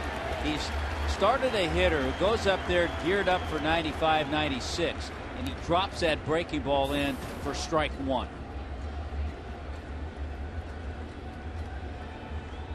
And you know, he did it to Adam LaRoche last night, and he does it to LaRoche tonight. That was the first guy he faced last night. Now he blows 94 by him, and it's 0-2. LaRoche in his career just 1 for 9 against Heath Bell. Miami has that shift on with Reyes over on the first base side of second.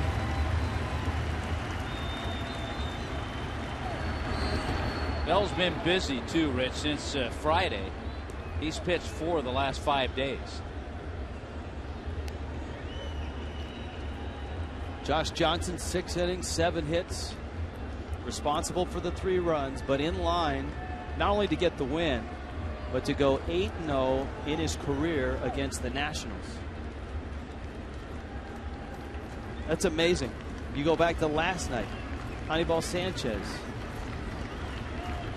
gets the win against the Nationals.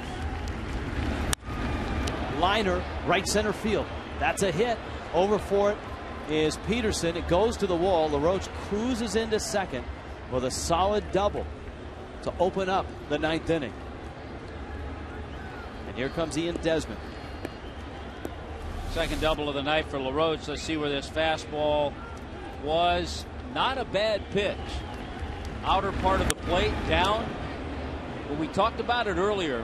Remember, we showed you on Fox Tracks JJ working to LaRoche a lot of pitches up. He's a good low fastball hitter, so the pitch in that area he likes.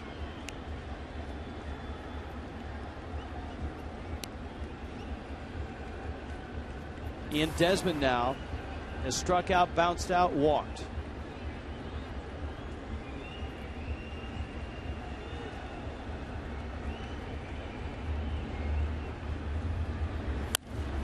Goes after the first pitch, and it's 0-1.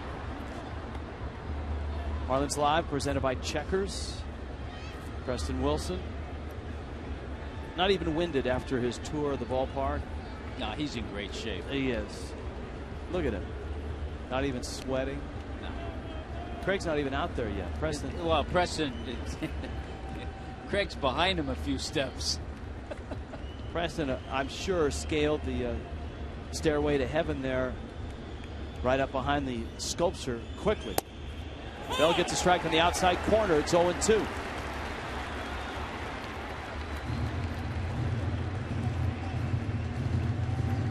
Yes, I'm out here in center field now, up by the sculpture, and once again, another great place to watch the game. 0-2 to Desmond.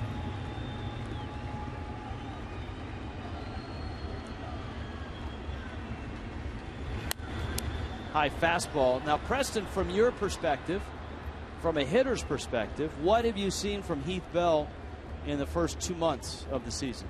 You know, earlier I just saw it looked like he was rushing. It looked like he was rushing and he couldn't find his location. Lately I've seen him, looks like he's a little bit more control. He doesn't look as herky-jerky. Even though that is part of his delivery, he's a little bit less of that now. And now he's starting to be able to spot his fastball where he wants to. And that's making the difference as far as him being able to put hitters away and, you know, and close out some of these at-bats.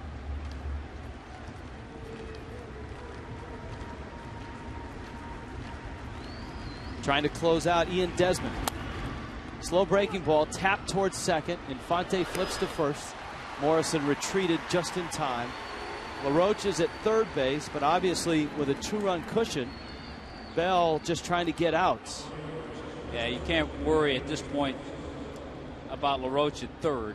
Infield will be back. You just need to get those important outs. 2 more to get. Right here as a pitcher, you have to realize your job is not to not give up a run. Your job is to make sure that the game is won. You want to make sure that you get these next couple of batters. So even if that run scores, you have to kind of put your ego aside and say, okay, you know what, let that go and get these next couple of hitters here.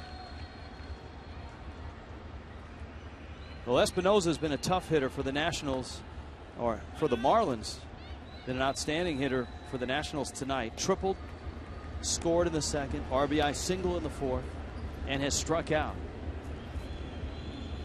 Heath Bell trying to lock it down on a night where Josh Johnson gave Ozzie Guillen 6. Edward Mujica 2 scoreless innings in relief. And the Marlins are trying to sweep the first place Washington Nationals. There's a strike. There's that changeup. Also, what a great job Mujica did. Sitting, relaxing now after his 2 solid innings. If the Marlins can win this ball game, Miami will be a half game back in the East.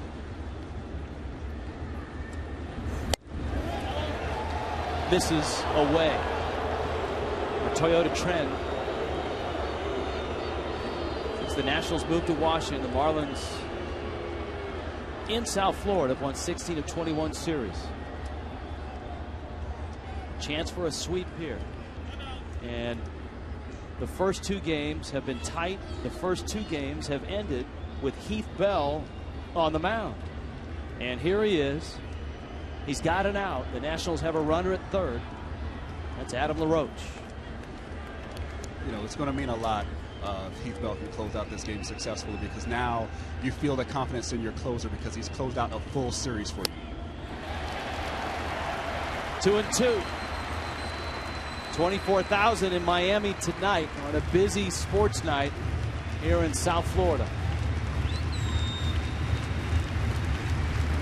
Guys, I almost feel like I'm playing center field out here. I'm standing behind Peterson. I'm walking up with the pitches, getting set. You know, I feel like I'm in the game out here. You straight up, or you shading them one way or the other? I'm shading them a little bit offside. Got him. 2 down. 95 from Bell. Well, you can see now this crowd will start to really get into it with 1 more out to get something we talked about last night. The players are beginning to really feed off the excitement, the noise that this crowd supplies. Well, there's a certain type of energy that comes along with it when they're on your side, they're cheering behind you, and you're playing well. You know, it's such a boost for a player, for a team to have that behind you. And I will say this. Heath Bell struggled. At times, the home crowd got on him. But the last 3 nights, they've been behind him. When he came roaring out of the bullpen to start this 9th inning, the crowd here in Miami was behind him. But all players understand when they don't do well, and they understand that you earn that currency for people to boo you or for fans to be upset. But then you also know that once you get going, they're going to be behind you. And I think that's what he's experiencing now. He's experiencing the other side of that. Once he gets going now, they're expecting something good to happen, as opposed to when you struggle coming out of the gate, especially when you're a big signee, you know, to have the other side of it. Preston Wilson out in center field. Rich Waltz along with Tommy Hutton. 5-3 Miami. And Bell the 2-0 pitch. And he's missed up and out. The Roger Bernardina. The rookie catcher, Jonathan Solano, is on deck. He doubled last night off of Bell in the 9th. Miami, the best May in all of baseball. I think we may see Rick Ankiel if Bernardina reaches. There's Ankiel, just moved into the on-deck circle.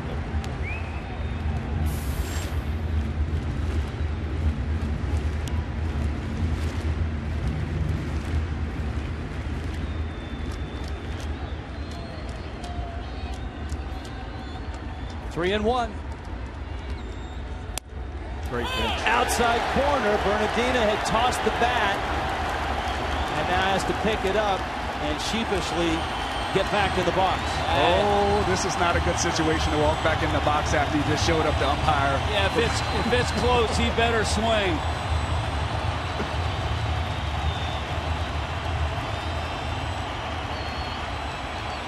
3-2 to Roger Bernardina. Crowd on their feet. That's out. And this time Bernardina makes sure, and he's on his way to first. And now Bell has to face a guy that can hit it out in Rick Ankiel. They matched up a little bit before. Ankiel 1 for 4 in his career against Bell. Well, Ankiel definitely has power, but he's also a guy that can be pitched to. There's some holes in his swing. The ball down, out, over the plate, he handles really well, but you can pitch him up and you can pitch him in. So really, Heath Bell has a few areas to work with. He just has to stay away from that mistake that's like middle part down, out over the plate.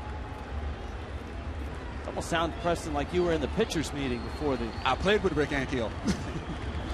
Fastball strike. And it's 0-1.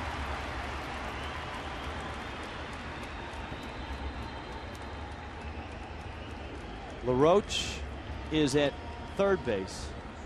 Great speed at first. The tying run, Bernardina, with 2 outs in the 9th. You know, it kind of goes back to earlier in the inning, the pitch to LaRoche. That's a good pitch to 90% of the hitters in the major leagues, ball down in the zone like that. But LaRoche is a low ball hitter, so to him, that's not particularly a good pitch to him. So it's kind of same thing with Ankiel. There's certain areas where you pitch certain guys, and it doesn't mean that it's a general thing for every hitter in the league, but some guys have certain areas where they handle the ball better. Breaking ball, 0-2. It's always a great discussion. Do you pitch to a hitter's weakness, or does a pitcher pitch to his strength? But I agree, you don't want to leave anything out over the plate and down to Ankiel. Right. 0-2.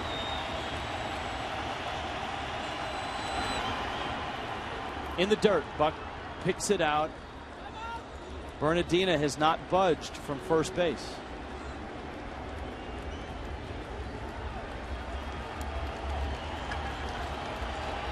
Nationals have been aggressive on the bases in this series.